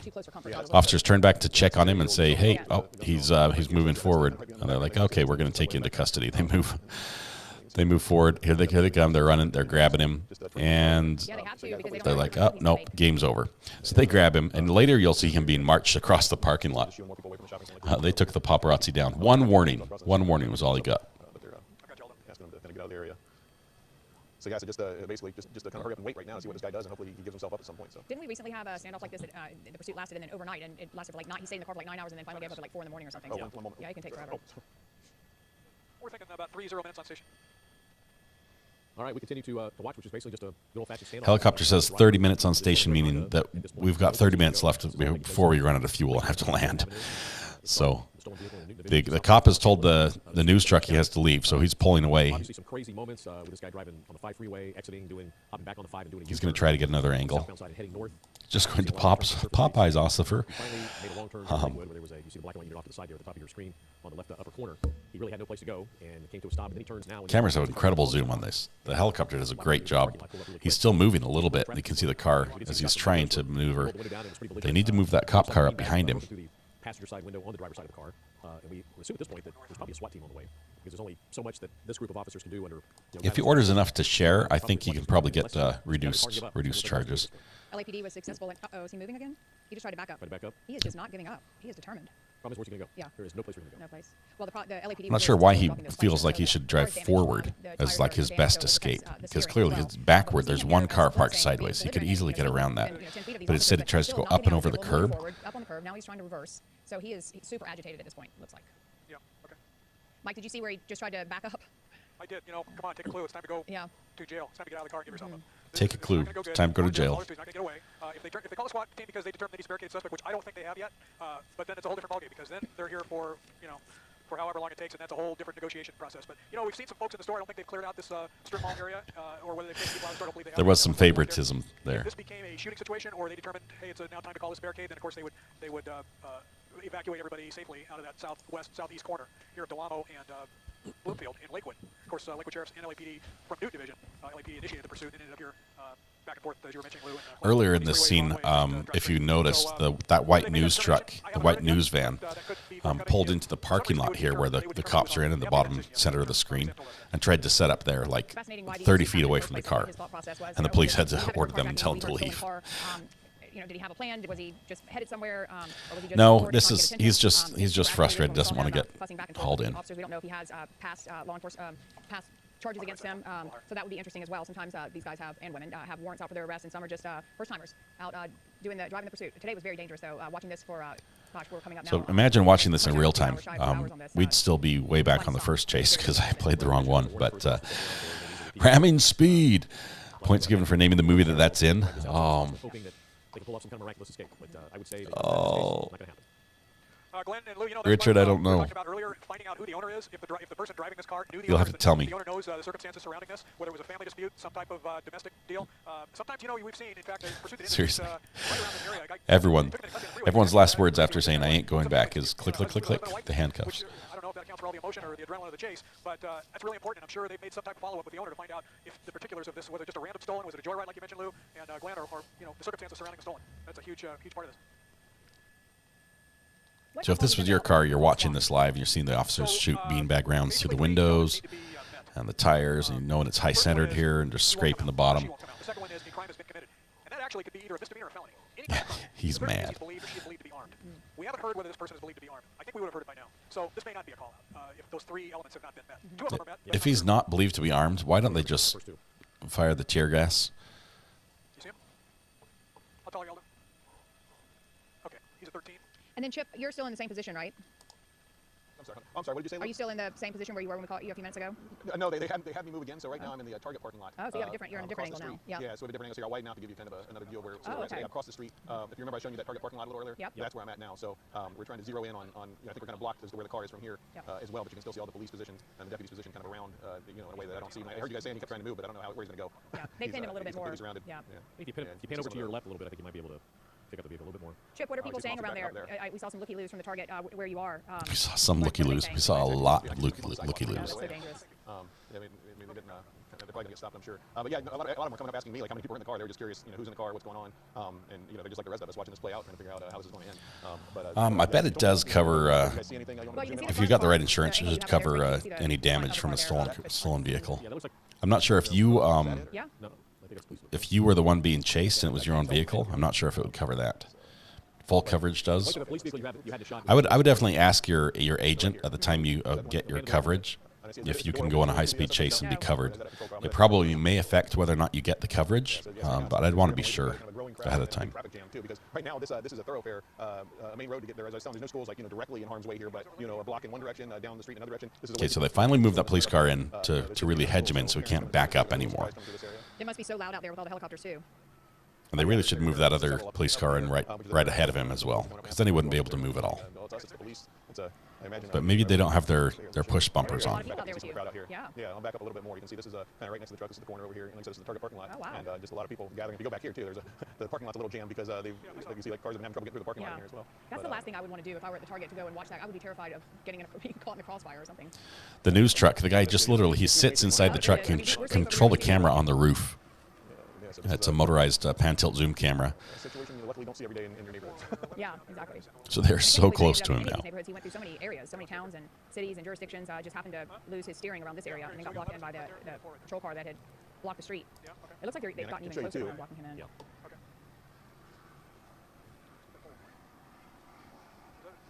He's totally pinned in. There was absolutely no place for him to go. I mean, like you said, even the vehicle that's right behind him.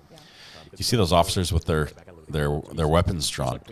Right behind them, like down on the other side of the car, are a group of civilians, just like hanging out, looking down the barrel there, wondering what's going to happen. It's not a safe situation. Oh, sorry. Go ahead. Hey, I was just mind trying to reposition. I got a roof camera going live on this. I was going to see if I can reposition. Okay. Oh, thanks. We'll check back in real quick. Thank you. Oh, sorry. So he's going to try to get another parking spot. It'll give us a view to see the driver. When he first got pinned in and how he had put his window down and was being belligerent back and forth with the officers, that was a great angle that he was able to get for us. He has a camera on the roof of his vehicle, so he's able to drive and sort of do a show and tell for other reports, and so it works out really well in situations like this. And now he's going to try to reposition that camera so he can get a different angle for us. Yeah, he's in the Target parking lot across Bloomfield Avenue. Heads up, about 10 minutes left on station. Okay, that's Mike. Helicopter has 10 minutes before it has to bail. Los Angeles. They've wasted a whole tank of gas on this guy. Absolutely, totally pinned in. I don't think I've ever seen a situation where the vehicles are that. And maybe that's what the cops are trying to do.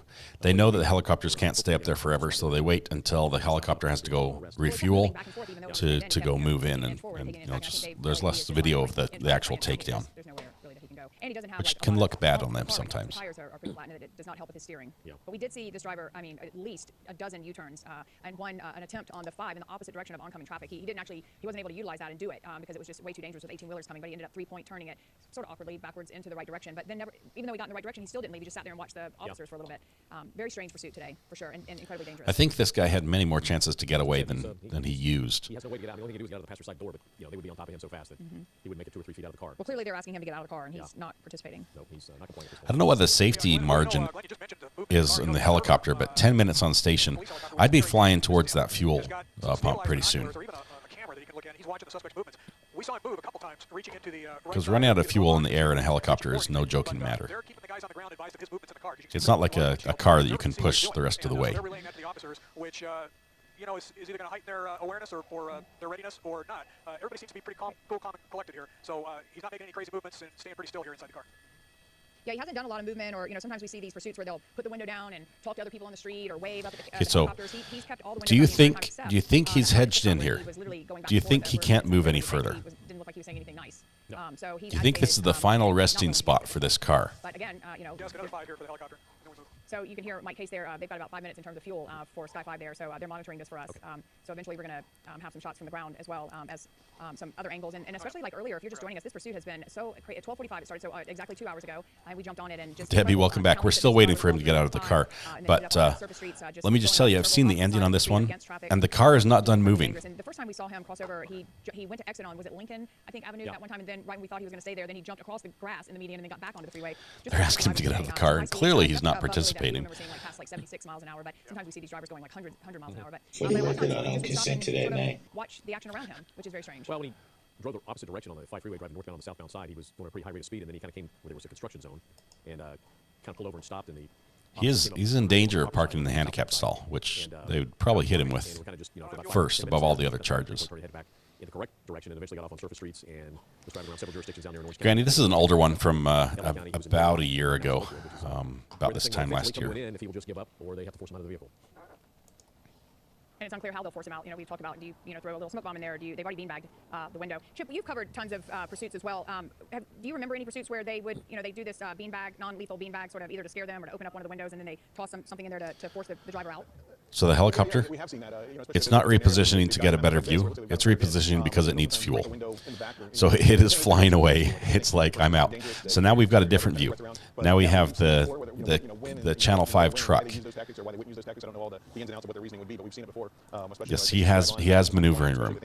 But I think the negotiators successfully get him to at least talk to him and get out of the vehicle here briefly. So let's see what he does here briefly. Of the stolen vehicle with the suspect still behind the wheel, refusing to get out of the vehicle. This pursuit, it's hard to see, but it's in the very center of your screen. That's the suspect vehicle right there. That's the driver right inside that window. He's got it rolled almost all the way up. And he's just chilling for a bit. The window's still up, so he had the window down. He's now put the window back up, and just literally a sit and wait situation. He's not doing anything aggressive. Right now, it's unclear if he has a phone. Maybe he's like talking to family members. Mike Case referenced sometimes we see domestic situations where people are just super upset, and hopefully a family member or a negotiator can call and sort of walk them, off the cliff, as they say, to ultimately surrender to law enforcement. But driving this car for up to 90 minutes with high speeds and driving really quickly, it can be exhausting. Do we have Tim Lynn on the phone? Driving can be exhausting. Former KTLA, Sky 5. When I drive, it's casually, and it's actually quite restful. Of course, driving in California traffic is different. Beanbag that driver's side back window. Is this something that these officers could toss something into the car, or is that held for SWAT? That's usually held for SWAT. As Mike was explaining, most of the patrol units do not carry any type of gas, but they do carry pepper balls. Some of them do for crowd control and things of that sort. But as far as tear gas, most of the units on the ground, the patrol units will not carry that. But I just saw a K9 unit arrive on scene. Now, I don't know what he may carry in his on that unit, but as we're talking here, Mike was saying those three elements need to be covered as far as he committed a crime, he's refusing to come out, and he's armed. Yeah, they're going to go through all that. And the great thing about it is time is on the officer's side. There is absolutely no reason to rush this. It doesn't matter how long this takes. They're going to try to end this peacefully. And as Mike said, it's totally up to the suspect. He has two choices, and one of which is give up. And so we just hope for sure that he does that. But what they've done is, you said, that left rear window is knocked that out so they can get visibility. And I wouldn't doubt if they would do more of that just so they could see what's going on in there and see what. Hey, there's a doggy. Oh boy! There's a K9. So he's in direct contact with the folks at Metro who also run the SWAT teams now. That dog looks very, very eager to chew on something or someone. Just wait and see what the suspect's going to do. Tim, what do we do in this situation with the K9? Well, he's there just in case the suspect gets out and takes off running. They'll use him. And if they end up taking all the windows out and they determine that he is not armed with a sharp instrument or handgun that would injure the dog, they can use the dog to go into the car and subdue the suspect. If you've ever watched a dog launch through a window, it is incredible. No matter who you are and how agitated you are, if you hear a dog barking and growling, that's no fun. No, and we have seen where they've used the K9s to pull a suspect out of a car, and that's not an easy way to go down. No, I was a K9 handler for 5 years. Fur missile inbound. I think Fur missile will get some chews on, but we don't get a good view of it. And the officers can make their approach and then take control of the suspect after that. But yeah, it's not a happy thing when a K9 goes through the window. So many charges this guy's going to face. I don't know if you watched it from the beginning, but driving on the opposite, against traffic on the 5 and on these surface streets, the same thing. And also just so many U-turns. He avoided one pit maneuver, but I think he backed into one of the vehicles as well, one of LAPD vehicle. So lots. Why is the dog chewing on this guy? When he's putting people's lives in danger, and then that's the main charge. And then you'll have the assault on the officer where he backed into the officer's vehicle. Luckily, the officer didn't have his leg hanging out the door, because that's happened before. We'll pin your leg with the door. And then all the lesser included traffic violations along the way are just included. I agree, Jimmy. Dogs are amazing. He just wants to play. They normally just charge one major crime and then put the what they call lesser included charges in there. Right now, though, it's just a matter of what he does here. I've been watching this thing pretty much from the beginning and getting a lot of eye rolls from the wife because I should be doing something else. But the one thing is that as he was trying to get up over that curb, that's when I thought this was going to go south. Canines are sergeants usually. Turn across the sidewalk towards those officers. They had him pinned down. They could have went to a deadly fire situation, but luckily his car gave up on him and he was just sitting there. So Little Miss, there wasn't a lot that happened there. We're still just at a standoff waiting for him to open the door. I will tell you, it's my understanding, having watched this previously, that the position the vehicle is in is not the final position he ends up in. I think he tries to move it again, even after getting out and then getting back in. Right now, he's pulled out a little bit, but you can see that the driver's side window is rolled down, about 3 or 4 inches. So, I mean, it's easy to communicate with him. Right, yeah. The more likely what it is he has experience. Window's going down a little bit further. See that? It's got a little bigger crack there, so he's talking. Going on right now between them, and they'll go through the steps. And there's a continuum of force that police officers use, and you start the least amount of force, which is verbal. You try to talk the guy out, try to get him to reason, get out of the car on his own, and go to jail. Then you move up the ladder as you go with your different tools and the tactics that you have. And as they get further down the line, and they've used up the lesser means, then it goes into the more aggressive. That's like I said, when the SWAT team shows up and they use their barricades, they'll go through a similar type of order. You'll give him every opportunity to give up before they introduce any type of chemical agent into the car. So it's all up to him. But just looking at his body language when they had the window down, and Chip had a great shot of him yelling at the officers, you can tell that he's not intimidated at all by all the police that are there. And like I said, with that window crack like that, he's probably got some experience where he knows not to roll it all the way down. Well, we want to welcome our viewers. It is 3 o'clock. You are watching the KTLA 5 News at at 3 o'clock. I'm Lou Parker along with Lynn Walker. You just heard Tim Lynn speaking, retired now, but former Sky 5 pilot. Also Chip Yost, our Orange County Bureau Chief, on the ground with some amazing shots from his vehicle showing the suspect inside of that car. We've been following this pursuit for over 2 hours. I know you've got to have something wrong in the head to be driving at 70 miles an hour into oncoming traffic. Dangerous and ended up back on surface streets for over an hour, but same thing against traffic, also doing a lot of U-turns, avoiding spike strips. LAPD I think the dog will get a chew chance here in just a minute. Finally got him to turn, but it really didn't affect this guy. He somehow continued to evade them until his vehicle at some point just basically gave up after those spike strips. The tires, he couldn't control the car anymore, so now he's pinned in. Absolutely. But he's not pinned in. Get out there and try to throw that one spike strip that took out the left rear wheel. And real good on him to be proactive like that to try to get this thing stopped, because it was getting dangerous at that point when he was going the wrong ways. When he was pointing the wrong way on the 5, I thought sure he was going to take off southbound and northbound lanes. And in that part of town right there, it's all construction. There's nowhere for anybody to go. The shoulders are all taken away. And finally got him to spin around just a bit away from the car. And luckily we ended up where we are right now. Yeah, Tim, we always see in these pursuits where it looks like it's going to be coming to an end. Car stops, they're behind them. They take off again, or they'll swerve around a vehicle. And it's always frustrating to see that. I don't think I've ever seen a situation where great pit maneuver. Still keeps going. He just backs out of it. And he has absolutely nowhere to go. There was no place to escape whatsoever.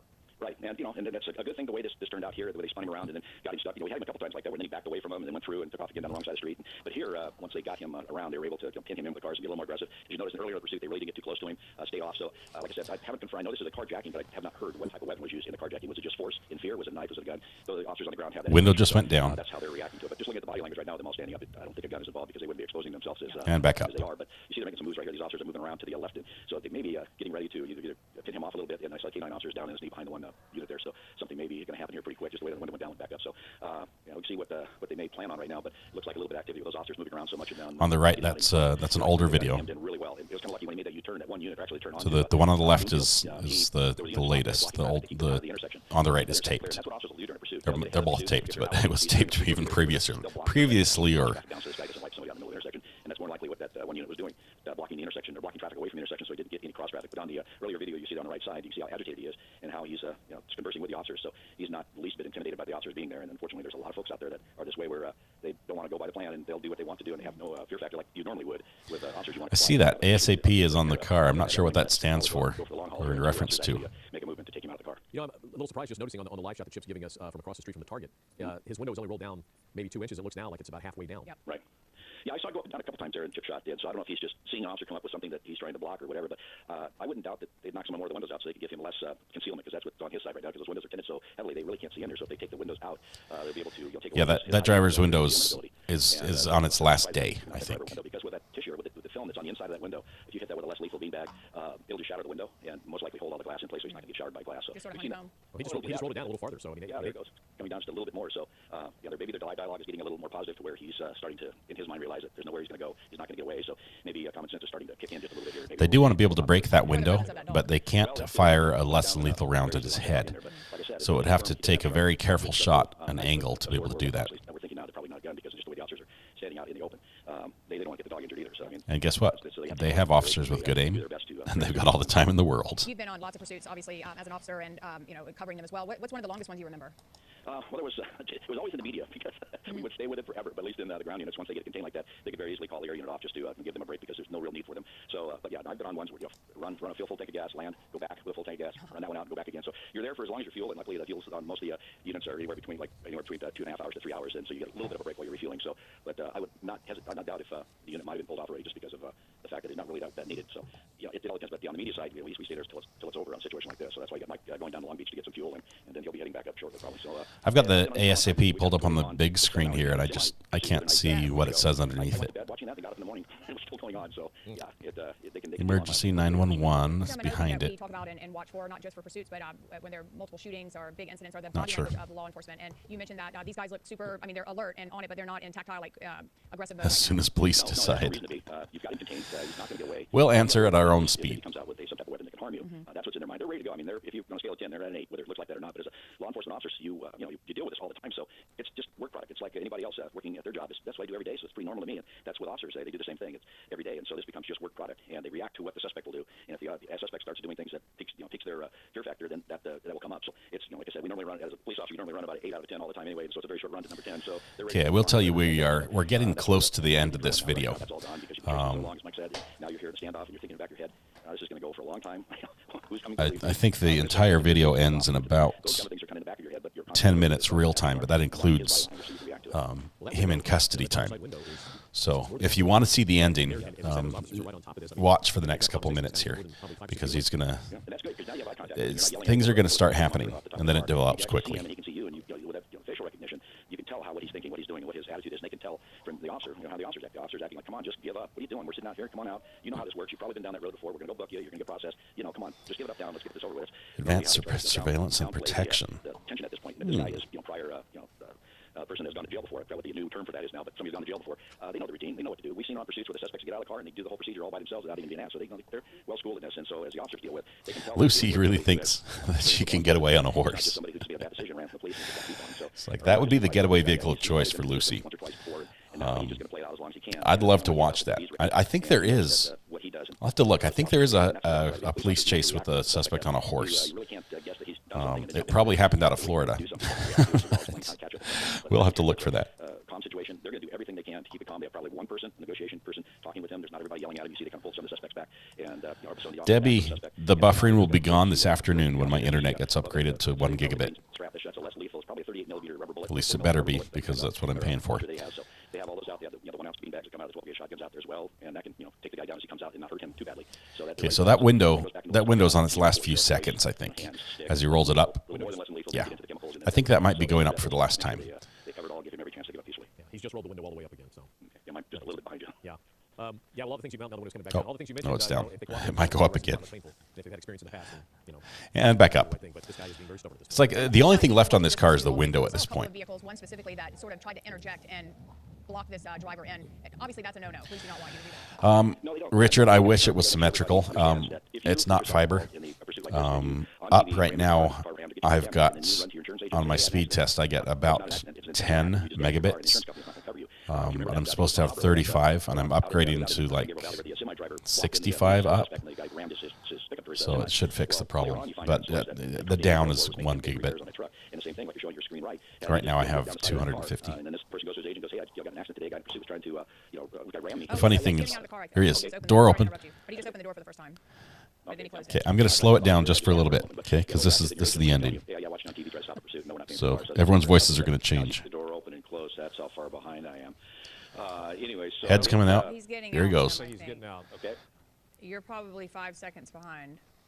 Yeah, that's. Do you see him? He's opened the door. He's standing up. Okay.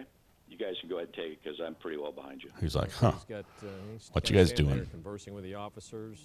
He seems a bit unsteady. This is so nerve-wracking. Chip, this is he's not putting his hands up. There goes one round.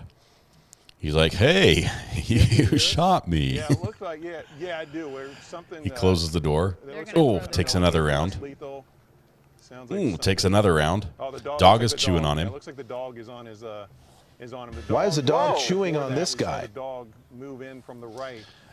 He's like, hey, I'm getting back in the car. That's it. Climbs back in. Closes the door. Dog's on the outside. And now the car moves again. Not as loud. He went back, and there he goes. Oh, yeah. Bushes. The dog is lethal and everything else, trying to keep him in tow here now. You can still see it moving back there. I couldn't tell from my angle, but there's a lawsuit. That, it looked like he was jerking his leg, and there you see a hole in the side of his window on the other side. There. Yeah, he's taking a couple rounds through that car, through the windows. He's trying to slam through the hedge that's on the other side of the sidewalk. That's crazy. Yeah. And I think he got hit by the. I think he also got hit by those. I counted 3 times where he got hit by a less than lethal. He must be amped up on some type of drug. I can't believe this. He's actually. Everyone's like, well, I guess we get in the cars again. Because here he goes down the road. You can see him just over there to the left. There he goes. Looks like he's. Oh, he is not going away. I don't know where he can go. They must have that area blocked. That's. You can see by the fact that the police officers are opening their doors right there that he's not going very far. Restraint on these LAPD officers from opening fire. Oh, they did open fire. They just used less than lethal. I'll try to reposition and see if we can go get another angle on this here. Okay. So now we have to wait for a little bit, as the KTLA 5 truck has to get a different view because they've parked right there. So we went behind the strip mall. That's as far as he went. Beanbags, Marcy. Beanbag rounds, which are fired from a 12-gauge boomstick. His back bumper is completely, pretty much ripped off. Right, that Plant Life one is really going to stick. That charge. No, what can they do at this point? I mean, basically, yeah, so, he's still moving. I believe the helicopter has refueled, has taken off, and is flying back. And now all the pedestrians, as soon as the police move 20 feet, the pedestrians are going to move closer. He just Sadly, this event did not hurt Pizza Hut's business at all. There was no impact. There were no customers to begin with.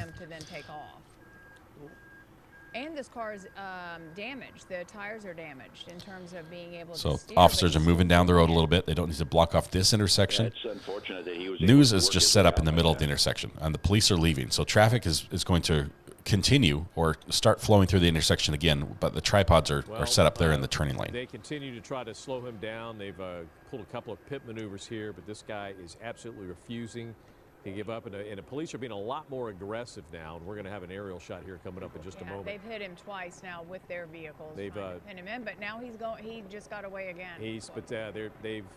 This is. Good luck on the bowling, 80s music. Whack-a-mole at this point. This is crazy.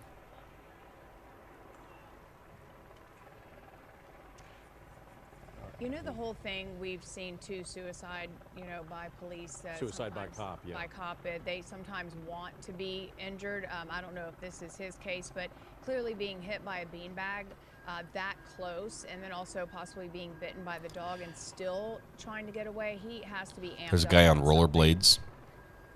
He's got a camera on rollerblades. He's just filming. The whole crowd is just moving down the road. They're like, hey, let's get a better view. Everybody from Target is now moving to Pizza Hut. So now Pizza Hut's business is going to be booming. He's pinned in, well, it looks like possibly to the point where he definitely can't get out now. No. But he had, where did he go? He went forward? And Looks then like he went forward. He actually made it all the way to Thank you, Ann. I'm glad you guys like the mug. And It is a great really one. hard and managed to get past the vehicle that was behind him. Turned his wheel a little bit, and then almost like a really hard three-point turn, and took off down the street. Actually did a U-turn, jumped back over to the other side, and now he's pinned in again. And this time, I don't think there's anywhere for him to go. I was a little shocked that he managed to get out of the last one. So be just a minute here. We'll get another shot, and I think we actually get a helicopter back in just a moment as they're flying back. Absolutely. Tim, you would think they could just open the door and go in and just grab him out. You'd think. You'd think they could do that. And stood there super aggressive, didn't put his hands up. They shot him twice with the beanbag, it looked like. I counted 3. I guess twice, and maybe the dog might have been one of the times. In the vehicle and took off. Yeah, he definitely took. But he's a big boy. The dog might not have been able to get a good bite around him. That has to hurt. Yeah, it does. It puts a knot on you. Ernest, I think we deliver worldwide. We've sent them to UK, we've sent them to Ireland, sent them to New Zealand and Australia as well. So helicopters refueled back up in the air and coming back. It's taken that long. Situation. You see the door popping open now. It's going to be, let's hold up, let's get a plan here, and then if they have shields and stuff. This is what they should have done at the very beginning. Now his vehicle is boxed in. Again, the dog will go, and you'll see a group of officers go up and take command of him versus sit back with less than lethal. But he looks like he's jammed in there pretty good. Okay, so 9 minutes from now until the very end. The unit is pushing against the right side, so hopefully they have him pinned to a point. Toxic, great question. I did file a Freedom of Information Act or public records request with the governor's office yesterday, or I think it was yesterday morning, requesting a copy of the letter Sarah Boone wrote to the governor. So far, I haven't seen anybody who's done that. So it would be awesome if we get the scoop on that one, get the letter first. But I'm waiting. We have a couple days for them to respond. And we're also assuming that she actually sent the letter because I have to tell them which time period to look, and it's difficult. There is a small charge involved with them finding it, so they're supposed to contact me, let me know how much I owe them for that letter. The actual copy of the letter should just be a couple bucks, but maybe the research time might cost me a penny or two. But I'm hopeful. I'm really hopeful. If they don't have the letter, of course, it doesn't cost me anything, which is good. But so hopefully we'll have that letter. And as soon as we have it, Toxic, I'm going to send it to you so you can have it up on Discord. You can be like the sole source, other than my video, of where to find that letter. That would be great. That 40 millimeter at him. So that's a very heavy piece of hard rubber that comes out. And so I'm surprised that didn't drop him right there. But like I said, some of these people have pain tolerances that are just unbelievable, and they don't give up. but you can see the driver's window's knocked out now because of the one going through there. And I'm looking in on one of the aerial shots, and I don't see him in the driver's seat. So I don't know if he's retreating. If you've never been shot by a beanbag round, really don't see him. It is incredibly painful. At this point. It's So like a very small have to go punch, around, take out all the windows so you can see but where it hits hard enough to break and, ribs. be able to work I mean, their way it's, up. it will Unless leave they a have welt shields and a in there, I don't bruise, see any group of officers going and sometimes up, even break skin shoulder at to close shoulder trying to range. take him out without that dog involved. And we'll see. Yeah, the gimbal's doing a great job keeping it nice and steady with that helicopter bouncing around up there in the sky. He's sort of panning off, not paying attention, but will they bring the SWAT team in now? Yeah, I wouldn't doubt it. I mean, because they really they're to the don't point need where the officers car's to actually going to get have this trouble guy out. opening the His door because of the height of that curb, and you'll see that. He's a big guy, so it's difficult for him to get out of the car when he does here in just a moment. But he's got nowhere to go, and I think they might actually send some more rounds through the back window just to encourage him. The call has already been made to them. It's just a matter of them getting suited up at the academy or up at Metro to bring their equipment down and get to this point in the day, because they have to deal with the traffic. Georgia, yeah, if you see anyone that has that letter, let me know. I'd love to see it, but I just haven't seen it publicly. It's not going to be on the docket sheet for Sarah Boone, obviously, because it's going to the governor. It's not a court record, but because it is a letter to the governor, it is a public record. And so I've requested it, and hopefully we'll be able to get that. Okay, doors open.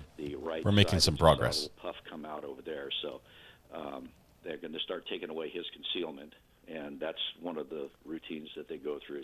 Looks like the driver's side door just opened again. But it might be jammed on that curve, though, too. Oh, it's sort of an art. It must be an art to shoot those beanbags in there to the point where it's not going to necessarily hit him. If it does, it's okay, but just sort of like to shatter that glass, give them a better visual, right?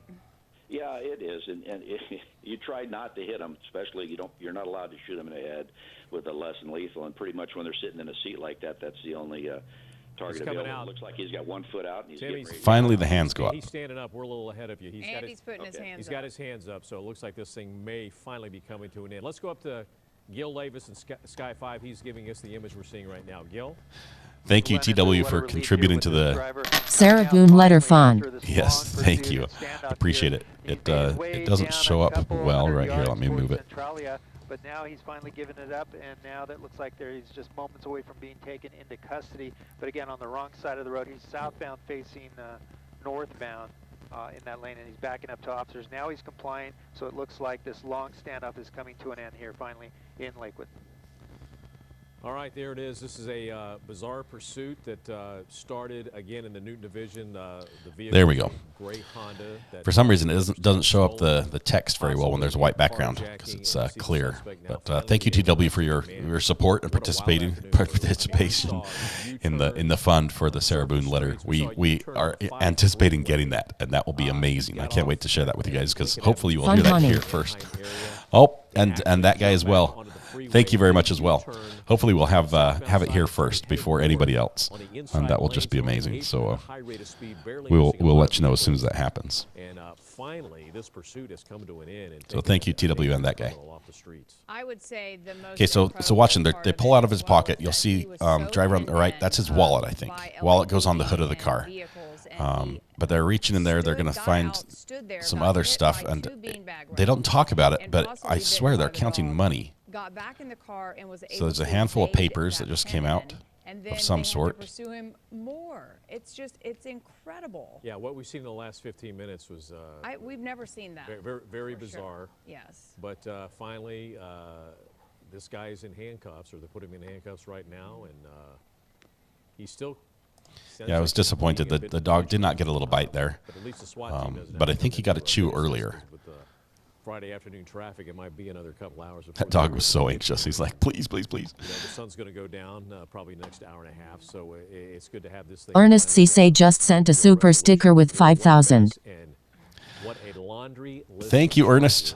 I don't know what FCFA is, but I appreciate you being a fan. Thank you for your support. I love the super sticker as well. It doesn't show up very well on the screen here. I think you can see it better in chat than I can put it on the screen. But much appreciated. Appreciate it. you know, I think now being pinned in here, he really knew he was done. He's injured at this point too, and they shot out both sides of the passenger windows, and I think at that point he knows. And the dog's barking, canine's barking, like so. Okay, so as we zoom in here, look at the cop closest to the police car by the driver's side door as it zooms in, because I think he's counting money. Look at this. Does that look like money? I don't know what they have to do. He looks like he's counting bills. He's like, there's 1,000. 1, 2, 3, 4, 5, 6, 7, 8, 9, 10. Here's another 1,000. I might be reading him his rights. Nope, they're just reading. They're reading the dollar amount on the bills he's carrying. So if there was a physical confrontation, it was still counting more bills. Several officers to subdue him. But again, he is in handcuffs. You see the view here from Sky 5. This taking place. So this dude had a wad of cash on him. Just a crazy pursuit that went through many jurisdictions. And they're still counting. Both LA and Orange County. Big bucks. But, finally. Join the Facebook page. Yes, of course. I need to make a link for this as well as Discord, a command in chat. And I'll do that today. I promise. I promise I'll do that today. I mean, that car. Katrina, I'm going to make you. I don't know what, Katrina, what do you want the commands to be? It's going to start with the exclamation point. Do you want like FB or Facebook? Whatever's easiest for you. We'll make that the command so that when you type that, it will put the link for the Facebook group in chat. FCFA is Western Africa currency, 8-ish US dollars. Well, thank you very much for that, both the conversion rate as well as the update. FCFA, that sounds amazing. A positive thing for them to be able to then switch gears and figure out how to possibly negotiate and get him out of the car. He had no intention of getting out of the vehicle and negotiating with them. I think they basically had to Katrina, I've got the link for the group. I'll make that. But what do you want the command to be for it to appear on screen? Just, okay, FB. We'll do that. Ask and you shall receive. We'll make that happen. And on Discord, does it just want exclamation point Discord toxic? Would that be good for you as well? And take him off to jail. Wow. All right. All right. All right. So that was it. 10% for the big dog. Yeah, they're taking a cut. Everyone gets a piece of that pie because they're counting out the money. That was cash money. That was some good money there. Anyway, I thought you guys would enjoy that chase. I apologize for showing you the first half of the wrong one. The second half, there was a lot more to it. A sort of a cut to the point where they were both in the same situation, where the car was basically had no wheels left and was sitting at a standoff. So it's like the same chase had continued. But okay, so here's what is happening today. We have Sarah Boone, who has a date with Judge Wooten and her attorney, who she has not seen in weeks, if not months. That is at 1:15, I believe, today with Judge Wooten in the courthouse. Or I think it's room 6D, which is Judge Wooten's room. We are dying to see if Sarah Boone's lawyer is going to get his request granted and be able to be let off the case, or if the judge is going to say, no, this is yours, you see it through. He wants out, but whether or not the judge will let him, we don't know. But we might find that out today. If there is a live stream from the courtroom, I will go live with it. I'll come back in and we'll go live. So I'll be watching for that. Also, if you see anything live coming from that, let me know. We'll be set up to go live in a moment. So we'll be doing that. Also today, hopefully not at the same time, my internet is going to upgrade it, so there will be no more buffering. We're going from the 300 meg package to the 1 gig package, which should help a ton because I'm downloading at all times. I'm watching probably 4 or 5 different video streams on my screen here behind me, as well as uploading and getting a new modem as well, just to handle all that data throughput a little bit better. And so that will happen today between now and 1. So when that happens, it'll be good. No more buffering. We'll be able to turn down the delay speed that you're seeing so that when I say something, it will be almost, there will be no delay between the chat and when you hear it. So that'll be awesome. So we have that. We have hopefully today or maybe this week, we're going to hear from the governor's office in Florida from DeSantis, because we filed a request for the letter from Sarah Boone. And we're hoping that comes through as well. But hopefully we've got our fingers crossed. And let's see, Roger says, I have 14.4 dial-up. Yeah, that's way back. I don't think you can stream any video at that speed. Video is getting the upgrade. Woot! Yes, the actual image will still be 1080p because YouTube doesn't like me to stream in 4K. But my camera can do 4K, but my switcher can't. So I'd have to upgrade a lot of equipment to do that. Anyway, that's where we're at today. So thank you very much for being here. Thank you, all of you, to all the addicts all over the world for being here and making this just a fun place to be. We are going to hopefully be back today with more information about Sarah Boone. If not, we'll have the update tomorrow with our, barring some unforeseen circumstance. Anyway, that's where we're at. It's time for some music. It's time for lunch. It's time for for me to say thank you, hugs to everybody. Please hope everyone who's not quite all the way back to full health get there soon. It's going to be fun. Court cases are starting back up again. We have a lot coming up. Does AOL still have unlimited internet? Wanda French, it's good to have you here. Roger, thanks for being our gray mod. Taking care of all the gray matters that are beneath blue, but not quite down to white. You guys are amazing. Thank you, all of you. Have a great day. Please give a hug to those people you love. Smile at somebody. Make that day just a little bit better. And stay safe till we go live again. Which, if we don't have Sarah Boone today, will be tomorrow morning at 9 a.m. Eastern. So thank you, guys. Have a good one.